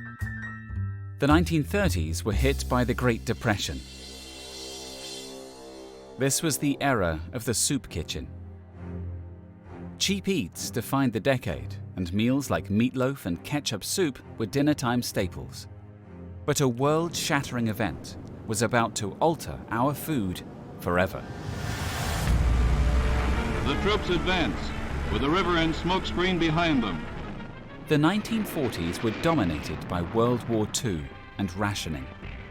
U.S. food shoppers had to be educated all over again. Reams of written material and posters showed them how to choose foods for their table that were plentiful and still nutritious. It had a hugely influential effect on the trajectory of industrialized food. It often took the background of a certified public accountant to juggle points and products. The kind of industrialized food system that we have today really didn't start until after the Second World War. What happened during the Second World War was there's an enormous effort to produce food for troops overseas and to get that food to where the troops needed it. This company operates a plant as complete and self-contained as a factory can be made. Look at the cans going through this line with the zip of machine gun bullets. That meant that we had to develop a transportation system, and that was when we developed all of the highways across America, the trucking systems, the refrigerated trucking systems. That was when New Yorkers were lucky enough to start eating foods from California. Women in the post-war world were beginning to enter the workforce, and Mom needed to find a cheap and easy solution for family dinner. Jell-O molds filled with tuna, marshmallows, and other processed foods were at the center of the table. Jell-O is packed with protein, and it was an easy way to stretch out leftovers. The 40s also marked a big shift in the way we farmed our foods. We see a transition toward a kind of farming that relies on tractors and pesticides and herbicides and seeds that grow really well in that world of those chemicals. The use of chemical fertilizers and plant hybridization has seen the production of crops like wheat and corn triple. By the time the 50s rolled around, the population and the economy were booming, and corn began to appear on our plates in more ways than the cob. Production is generally concentrated in the big corn-raising areas of the country. The trend is towards scientific feeding on a large scale. The astonishing advent of television dominated the culture, and food convenience was becoming king. This all came together in a family favorite of the 1950s, the TV dinner. A popular meal for the family? How about some turkey and gravy, defrosted garden vegetables, and mashed potatoes with dehydrated milk? As appetizing as frozen dinners were, the 50s were really defined by the restaurants that got their starts. The era of fast food was beginning. Fast food started out with one store, and now there are thousands. And they were able to design a production system at a quality that people liked, that could be sold at very low cost and delivered very quickly. And that's a formula that has lasted a very long time. I remember when I was a teenager, we used to love to go to fast food places and hang out. It was cheap, we could afford it, it was fun, we loved the way it tasted. And what's wrong with that? Restaurants took an assembly line approach to the kitchen, and its success spawned a legion of imitators. The race was on for the hearts and stomachs of the American people. This was fast food, and you had to keep up.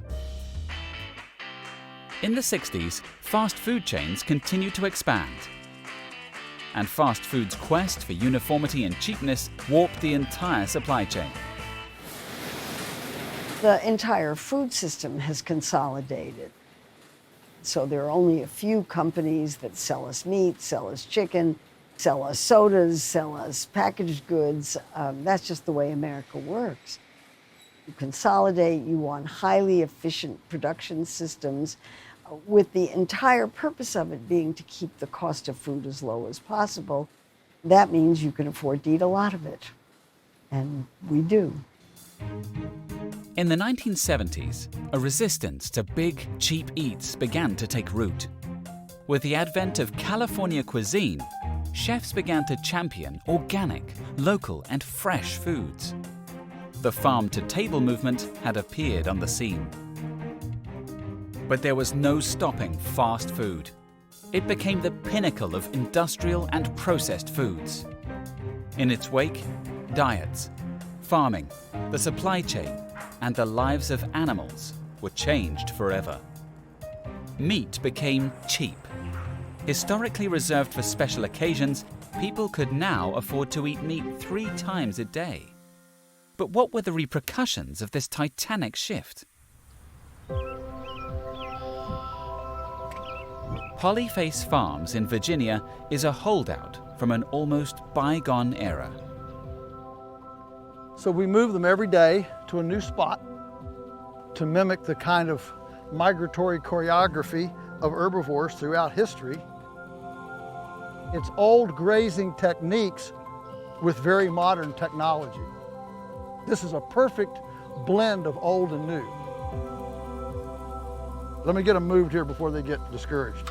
All right, come on, honey pots. Suck, suck, come on, gals.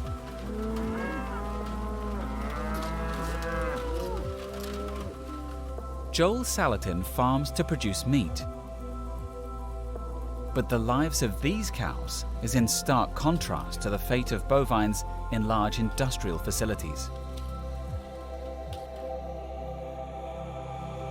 My bottom line take on the modern industrial orthodox food system is that it looks at life as fundamentally mechanical rather than biological. We, as a culture, we simply ask, how can we grow a plant or an animal fatter, faster, bigger, cheaper? We don't ask how to increase its nutrition, its immunological function, how do we make an animal happier, okay? We have a centralized system that's primarily mechanical and views food as inanimate protoplasm. And we view food completely different. We view food as fundamentally biological. It's living, it's life. Animals in massive feedlots are predominantly fed corn and soybeans to fatten them quickly for slaughter and distribution. A culture is defined by its religion, its architecture, and its food. What do you think about food culture in the U.S.? It's fast food, you know. That is almost an anti-culture to say that food and food which is life should simply be viewed as a pit stop between the important things in life, as opposed to being important in and of itself. Our mission statement is to develop agricultural prototypes that are environmentally, economically, and emotionally enhancing and facilitate their duplication throughout the world. Most of us have no idea where our meats and vegetables come from. Americans eat avocados from Mexico or cherries from Chile year-round, regardless of distance or season. In the US, just 8% of farms market and sell their food locally. Historically, a society or a community that couldn't feed itself was very vulnerable. So the idea of localization is, I think, as much a kind of a community security issue as much as anything. As a result of the rapidly changing societies, technologies, and appetites of the 20th century, our local supermarket or restaurant has replaced the field as provider of personal sustenance. The number of farmers are so small that we've become extremely disconnected from our food. Here's the deal. You can't pull people out of participation. You can't pull farmers out of the food system and expect integrity to occur. The only way you can have integrity is to have people involved. The disconnect between farms and our food coincided with a range of problems. From the 50s to the 70s, cardiovascular disease had become endemic in burger-chomping Western society. In 1977, the US government released a warning against the dangers of red meat. Cholesterol was starting to be discussed. Sales were falling, and the fast food industry was forced to come up with a new strategy. A crispy, golden delight was about to take the fast food industry by storm. The chicken nugget. Chicken nuggets are a way of using byproducts of chicken production, and the person who invented them was somebody who was promoting the poultry industry in the United States. He got the idea that if you took all these byproducts and ground them up and put them together, you could make them look like chicken, and they could be sold very cheaply. Hence, chicken nuggets. In 1983, the chicken nugget was introduced to restaurants across the US. They were an instant hit, and the fate of the chicken was sealed. Chicken is the most popular meat in the US. Today, chicken comes from huge industrial farms, where chickens never see the light of day. They now grow twice as big as they did 50 years ago. The difference between the way we raise chickens and the way the industry raises chickens, our chickens are outside in fresh grass, they've got fresh air, sunshine. Those are all things that are denied to the factory chicken. And of course, this is a problem and why the industry has had to use so many antibiotics to keep them healthy, because of the overload of toxicity in that environment. When it comes to the processing, we process right here on site on the farm as opposed to a centralized processing facility, so that the same person who raised the chicken is also going to participate in its sacrifice.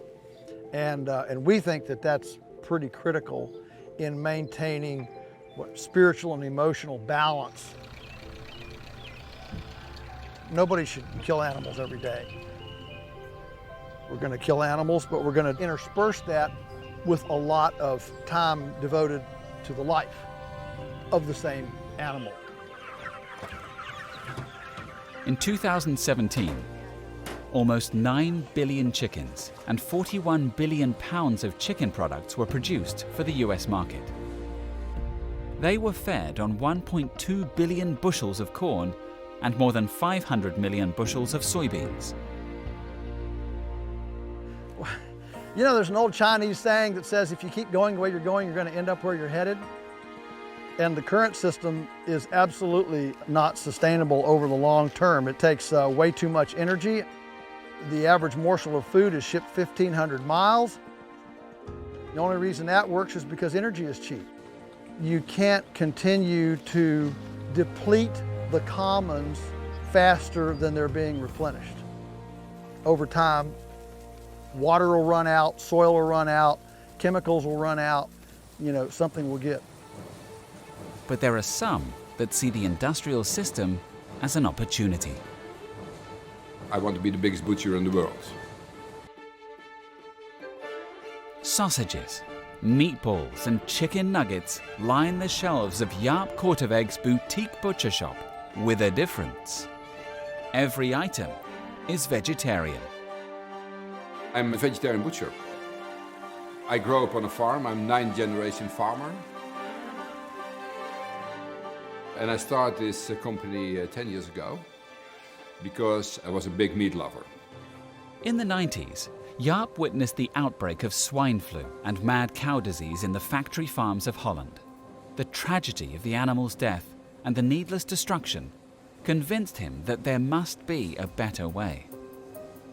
I'm not happy with the way we treat animals, we use animals for meat production. And I started thinking about factory farm. What is it? We use animals as machines. We feed them with beans and wheat to make meat. But we don't need them any longer. We developed a machine where we can put the feed that we feed the animals in, and we get very tasty, juicy, plant-based meat. The thing is that a lot of people love meat. We are not against meat, only the way we produce it. And so I started a small vegetarian butcher shop with chefs and meat specialists to develop products who has the same experience as meat. As a chef, the first thing is to taste, and the look has to be incredible. It has to be the same as the thing we are copying. It looks like a chicken nugget, it tastes like a chicken nugget, but guess what? It's only made from plant-based materials. If you sell them in a fast food restaurant, people don't tell the difference. Yeah, the vegetarian butcher is all about comfort food. Everybody thinks vegan or vegetarian food is boring, you only have tofu and falafel. No, you have also the vegetarian meat. So you can make a really nice burger, you can make chicken nuggets, some sausage and sage oil, yeah, name it. You can make everything, but then plant-based. The vegetarian butcher has worked with food scientists to use soybeans and lupin seeds to recreate the tastes and textures people love. And no one seems to be the wiser. In Holland we eat a lot of meatballs. We competed in a meatball competition with a big newspaper in Holland. There were 40 contestants and we came in third. And there were 9 real butchers in the jury and they didn't have a clue it was vegetarian. With that meatball we show off. You can easily fool people, but that's not what I want to do. I want to give the meat eaters the option, hey, you can also eat vegetarian meat. And yeah, just let the animal be the animal.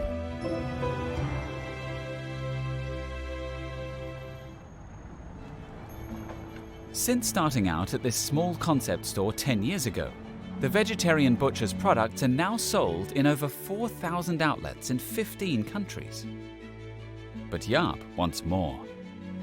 Now we're growing very fast, and well, there is a lot of interest from big meat companies all over the world to work together with us. I think it's important to take it to an industrial level because the meat market worldwide is very big. I don't have problems with industrial, with large scale. Jaap is embracing the industrial food system to change it from within. We want to go as fast as possible. People can buy the products by the vegetarian butcher, they can buy it by the retailer, they can buy it by the wholesaler. I hope they can buy it by the fast food chains. If it's possible we can work with them, we do it. Because I want to have impact. I want to change the meat production worldwide. That's only possible if you think big. It's not only the lives of animals that have changed with the industrial production process. Our diets have changed. And it's not just what we eat, it's how much. Over the 20th century as a whole, global population increases roughly by a factor of 4, which is amazing. You know, nothing like that, as far as we know, had ever happened in the history of the world. But consumption per capita increases by a factor of nearly 20 in the same period. That's what really drives the growth of food production in the 20th century. The modern system feeds us more than we could ever need. And we embraced it with open minds and open mouths. Obesity is a really important health problem in America. Roughly 2/3 of Americans are overweight. We overproduce food in this country. The food industry has produced convenience, extraordinary convenience, but what they've done is create a system that encourages us to eat too much, too often. and of the wrong kinds of foods. The system has been set up to produce sweet, salty, fatty foods for a simple reason. They make money. It's not like the head of some soft drink company is like rubbing their hands hoping, wishing a childhood obesity epidemic. They have a fiduciary responsibility to their shareholders for quarterly profits. Produce, fruits and vegetables, are perishable. They go bad. I mean, they're not very profitable. There's no markup. They're not branded. I mean, the system is just set up to reward the most profitable foods. And unfortunately, profitability and health actually are at odds. The same evolutionary drive for calorie-rich foods that helped us evolve is now threatening our lives. The reason we should care about nutrition is because the Global Burden of Disease Study, that's the largest study of human risk factors for disease in history, found that the number one cause of death in the United States was our diet. The number one cause of disability in the United States was our diet. The food choices we make decide our health. We have tremendous power over our health and destiny and longevity. The vast majority of premature death and disability is preventable with a healthy enough plant-based diet and other lifestyle changes. It just takes this acknowledgement, this getting this information out there, and then people will make better decisions because they want to be healthy. The industrialization of food shaped the way we ate for the last century, but it also contributes to many of the biggest environmental challenges we face today. It's not like good food is a panacea for wellness, okay? But my goodness, it's one of the most controllable things that we can do.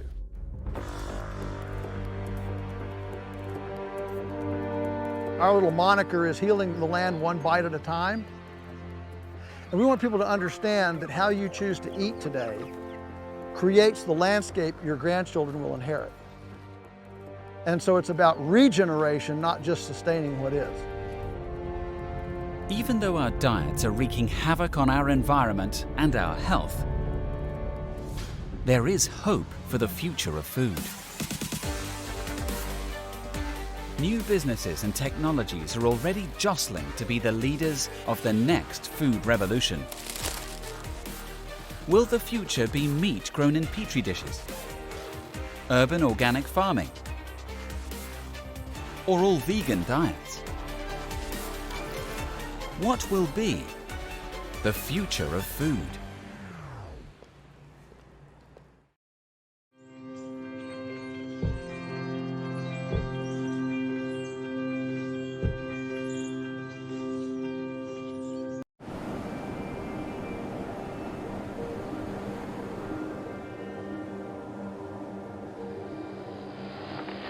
Welcome to the restaurant at the end of the world. This is Huset. 78 degrees north of the equator, the menu features local fare like reindeer, foraged mushrooms, sea kelp, bearded seal, and blue cheese covered in ash. The head chef, Philip Gemzel. For me, it's a lot about wild flavors, but it's also about simplicity. It's definitely challenging to be in Svalbard. When you discover something new, it's always a rush. There is something to be excited about all the time, which is fantastic. We don't have anything here, nothing is growing. There's no trees, there's no vegetables. There's no farms of anything. There's no pigs on the island. So we got to deal with the things we have around us. All the protein we get from our hunters and trappers here in Svalbard. All the fish that we use, all the chefs goes fishing together with the fishermen. It's a different respect to what you do, really. The lack of resources has served as inspiration to dream up new tastes, textures, and ingredients. It's about making whatever you have taste as good as possible and focus on that ingredient. This is Svalbard reindeer. It's lightly smoked, served with an onion vinaigrette that we make with Norwegian ice wine.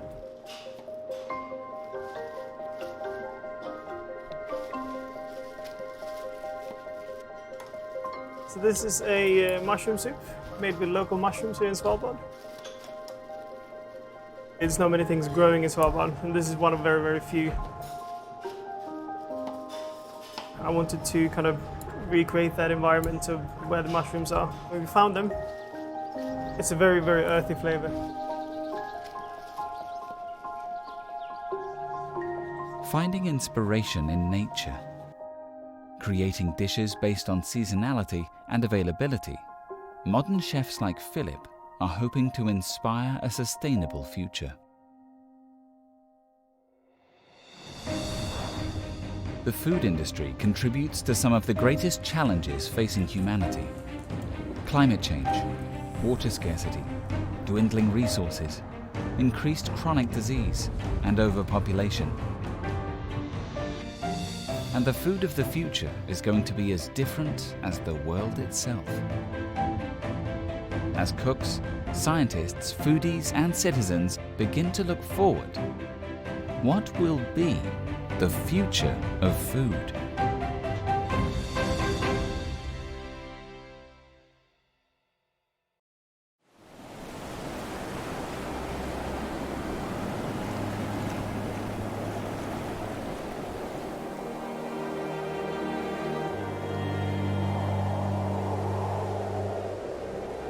On a remote island of the Svalbard archipelago, halfway between Norway and the North Pole, scientists are making plans for the food of the future.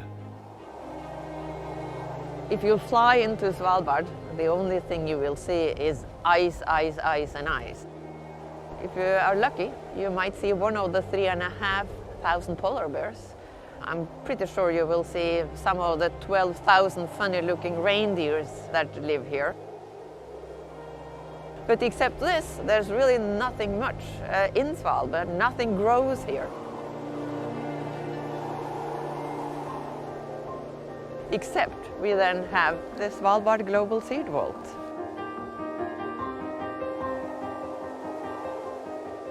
This seed citadel holds almost 1 million samples of plant species, originating from almost every country in the world. It is our largest and most diverse collection of crop species.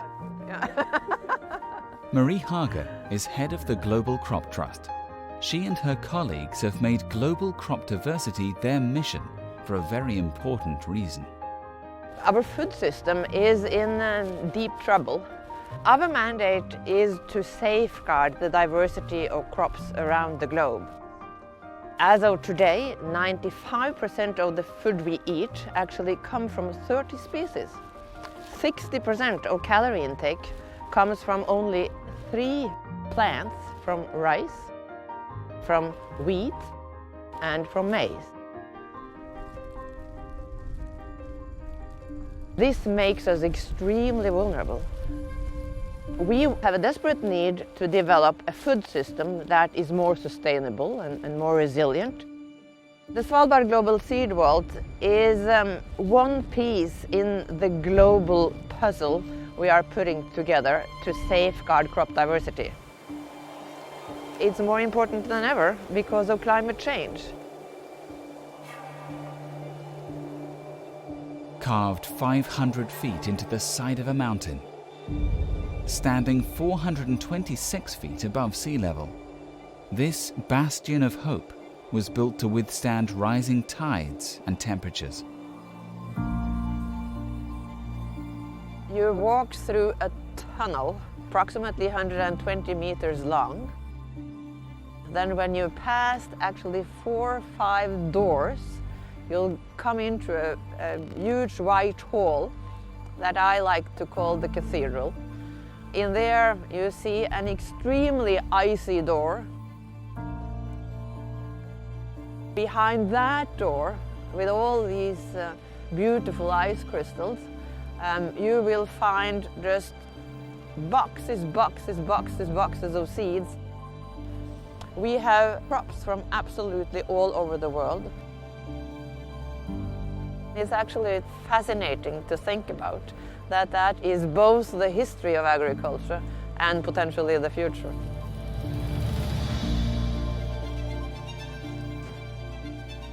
Contained in each of these boxes are seeds, which represent nearly 12,000 years of hard work by our farming forefathers and mothers.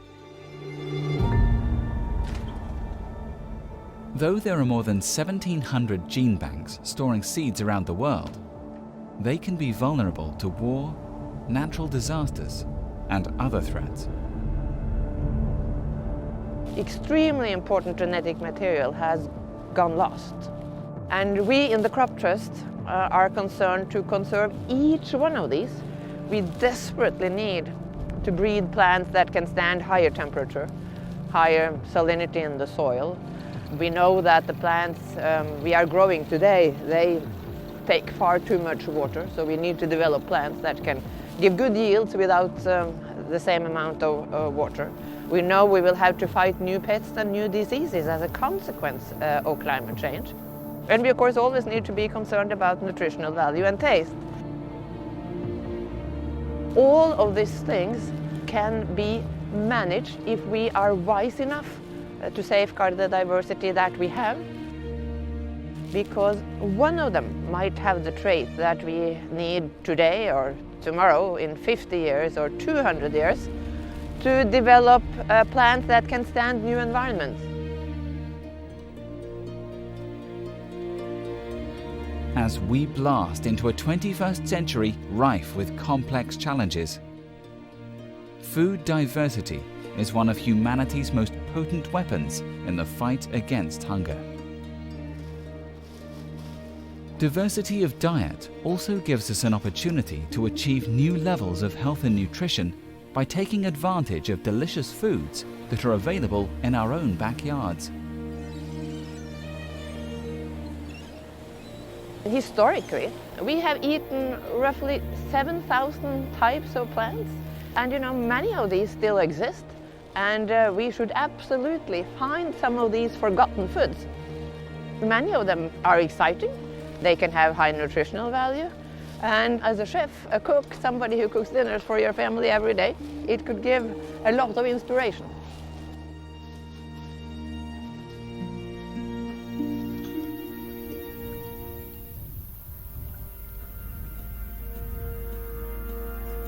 But in the future, humanity will have to tackle yet another rising challenge: food access. By 2050, it is projected that 70% of the world's 9.7 billion people will live in cities. So who will be growing our food? Throughout the world, hungry young entrepreneurs are tackling this problem. By engineering solutions for the future, they are blurring the lines between the rural and urban approach to food. New York City. Ask any New Yorker. This is the center of the universe. An archetype of all things metropolitan. Even weeds struggle to grow in this tough environment. But a new revolution is blossoming here.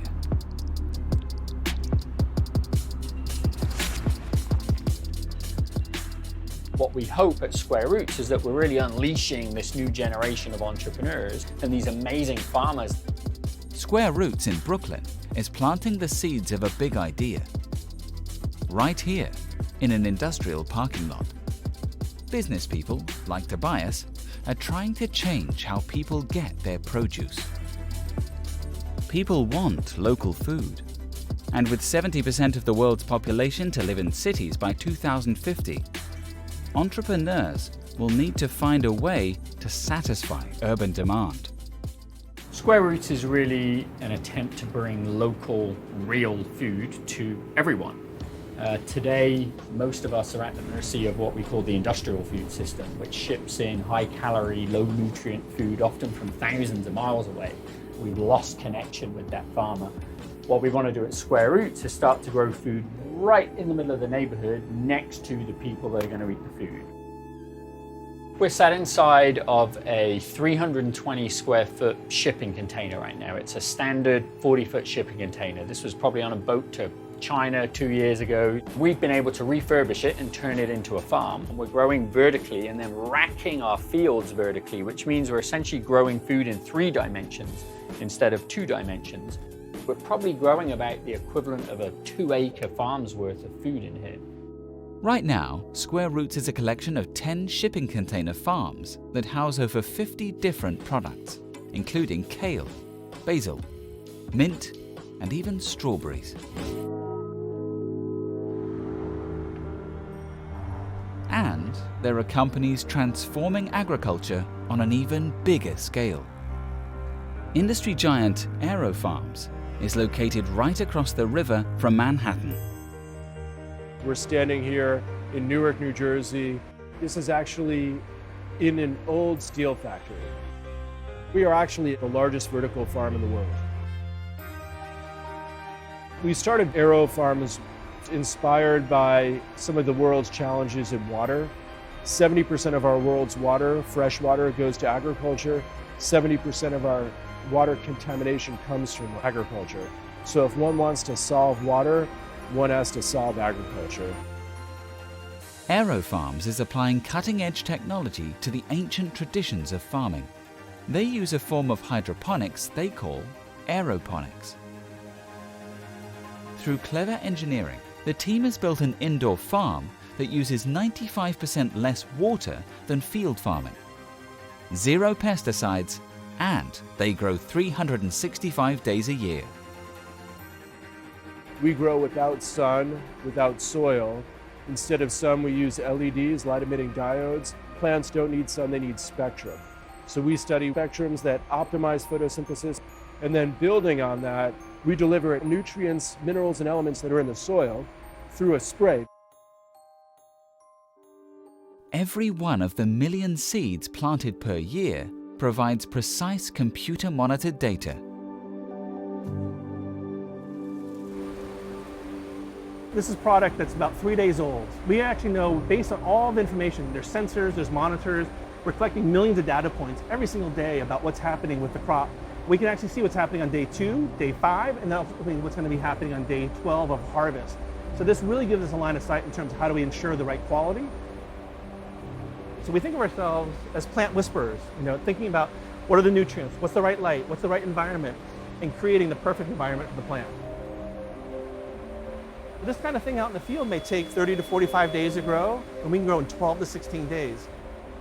That means up to 30 harvests a year. It's 390 times more productive per square foot on an annualized basis. But data and efficiency will only go so far. Foodies want their veggies nutritious, crunchy, and packed with flavor. From an organoleptic, from a tasting, from a sensory standpoint, what's exciting is that we're able to accentuate different flavors. It's really kind of like a wine flight, if you will, of flavors. So our baby kale is sweet, our watercress is really zesty, our spicy mix has these incredibly bold, peppery flavors.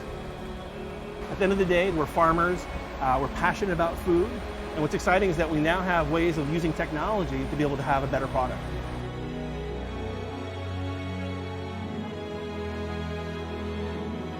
But let's face it, as delicious and healthy as greens are, humans crave protein. And our insatiable taste for one thing has drastically altered our health and environment. Meat. 59% of American cropland is devoted to corn and soybeans, the majority of which is used to feed livestock. It takes 1,800 gallons of fresh water to produce just 1 pound of beef. And the production of meat is responsible for 14.5% of human-linked greenhouse gases. Quite simply, meat is an ecological disaster. Nowadays, the big push environmentally is climate change. And we've known since 2006 that animal agriculture causes more greenhouse gases than all transportation combined. And yet, something that we can actually do something about actively, consciously right now is making food choices that make a difference. It's a major part of our diets. Worldwide, we consume 92 pounds of meat per person per year. But there are pioneers offering alternatives to our delicious addiction. Some see meat substitutes as the answer. We can put the feed that we feed the animals in and we get very tasty, juicy, plant-based meat. A few innovative scientists think the solution is so-called clean meat, grown in petri dishes. Others believe that there's an easy and natural source of protein right under our feet. Insects. Though reviled in the West, ants, crickets, grasshoppers and worms are an important and delicious source of protein in parts of South America and Asia. Natural? Oh. I kind of love eating insects, so here at the Chapelinas, they're grasshoppers. Really nice, like nutty, earthy flavor, and with the salt and the lime, they almost come across like a olive or kind of a caper or something like that with a really intense flavor. But if you haven't tried insects, these are a great one to try first. These ones have garlic and chili on them, but super crunchy. The inside's a little soft, but really salty, and yeah, they're really amazing. I love these things. I think everyone here has just been programmed that insects are something you smash with a shoe when you see them. I was guilty to that as well, but I did keep an open mind, and after tasting it, then seeing how intense these flavors were and how it was a whole new, I guess, flavor palette of things that you could use. It's, you know, not only nutritious, it's also really flavorful, and, you know, as a chef, you'd be doing yourself a disjustice to not delve into these ingredients. So these are gusanos. They're grubs that grow inside of the agave that you make mezcal from. It's often served with oranges on the side of mezcal. They're super duper tasty. I definitely think that eating insects is part of the future. Not only because it's fun and exciting and delicious, I think that for the green footprint that's left. There's a whole nother world of flavor there. I mean, if grasshoppers taste this good, who knows what all the other insects taste like? I don't know. And insects are ready to be grown at an industrial scale. The key thing is sustainability. In this crate alone, there's roughly 50,000 little insects. So in this area, we have, I would say, 2,000 of these crates. So that's a whole lot of food in a small area. At this protein farm in the Netherlands, farmers are breeding crickets, grasshoppers, and very juicy buffalo mealworms. Insect proteins can be ground down into enriched flours and made into products like bread and pastas. These are the little creatures. As said, they're highly nutritious. What a lot of people talk about, of course, is protein. This is sort of high quality protein. Why? Because it has all 9 essential amino acids. Then when you look at other micronutrients, so vitamins, vitamin B12, for example, is a very interesting one, because if you're a vegetarian and you say, look, I want to eat less meat, or I don't want to eat traditional meat anymore, this could be a very good alternative.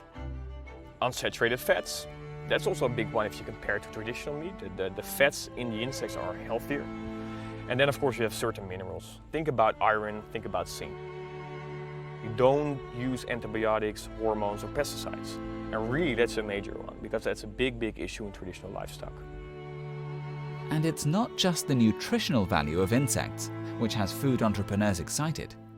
Insects are a sustainable source of protein because they are very efficient in terms of feed conversion. They don't use a lot of feed. They're very efficient in terms of water. They don't use a lot of water. They're very efficient in terms of land use. They don't use a lot of land. And they don't produce a lot of greenhouse gas emissions. Insects may sound like a strange staple of the future. However, these alternative sources of protein could have a positive impact on both our health and environment. But many pioneers think that taking environmental and ethical action one step further is the key to saving the future of food. Approximately 5% of the US, or 16 million people, are vegetarian. About half of those are vegan, and this number is rapidly growing. The reasons for going vegan rest on a three-legged stool. We start with animal compassion. This was where veganism began. Then, a low-fat, plant-based diet is the only way of eating that has ever been shown to reverse coronary disease, and we know that heart disease is the #1 killer of both women and men in the United States and much of the developed world. Then the third is the environment. A revolution in veganism has exploded onto the scene, and it's no longer for a select few. That's the message of 30-year vegan and author Victoria Moran. We're not all celebrities. We're not all people who look like we could be on the cover of a Sports Illustrated swimsuit issue. We're also not leftover hippies and leftover punk rockers. We're all kinds of people. As a health educator and vegan coach and author, I advocate a high green, high raw, high energy kind of lifestyle. It means that we're having lots of beautiful, colorful food. And we know that the antioxidants, those great phytochemicals that are supposed to ward off degenerative disease, are found in the colors of the fruits and vegetables. Your shopping cart and your plate should look like a Christmas tree, mostly green with splashes of other bright colors. So you want to have lots of raw foods, lots of fruit, and beans. Beans are amazing. And interestingly enough, dark leafy greens pack a nutritional wallop, actually have per calorie as much protein as beef. Evidence of the importance of the plant-based diet goes back decades. The China study was called by the New York Times the Grand Prix of epidemiology because it was the biggest look at human nutrition ever taken. It was a 20-year study that started in the lab at Cornell with Dr. T. Colin Campbell. The takeaway from the China study that even the researchers did not expect was that the more animal food consumed, the more disease. The more plant foods consumed, the more health. Based on this scientific evidence, Dr. Campbell proposed a golden rule for eating. The term whole food plant-based diet was coined by Dr. T. Colin Campbell. It means a diet based entirely on whole foods from the plant kingdom: vegetables, fruits, whole grains, legumes, beans, and some nuts and seeds. The benefits of this diet are evident in some of the world's longevity hotspots, places like Greece, Costa Rica, Sardinia, and Japan. In rural China, many 70-year-olds have the same blood pressure, 110/70, as the average 16-year-old American. In rural Kenya, where the population only feasts on meat on very rare occasions, blood pressure actually goes down with age instead of up. Each of the longest living people in these areas enjoy a diet largely made up of whole grains, vegetables, soy products, and aquatic protein. These diets are simple and are linked to our past.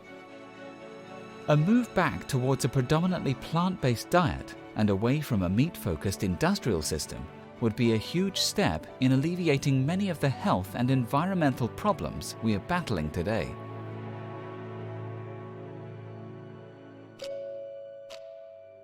This is just one of the many lessons we can learn from the history of food. And to understand our food is to understand our shared story. The reason I like studying the history of food is the ability of food to take you back in time. It transports you in a way that very few other things can. If you can experience a meal that might have been eaten by Henry VIII, Marco Polo. You can put yourself there in a way that you can't in other ways. It's a fragment of the past that we can put in our mouths, that we can smell, we can touch. I just don't know any other way that time travel can be so immediate and so physical. For 2 million years, food has been so much more than sustenance. We eat some 80,000 meals in a lifetime.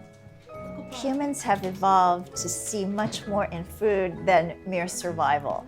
It's cultural, it's social, it's oftentimes a ritual in a religious way or simply in how we structure our day. So much is built around meals, around eating. So I think it's important as we go forward making some of these changes that are absolutely necessary that we keep these ritual aspects and these social aspects intact. We need them. And while the histories of food have been written, the battles for its future are just beginning.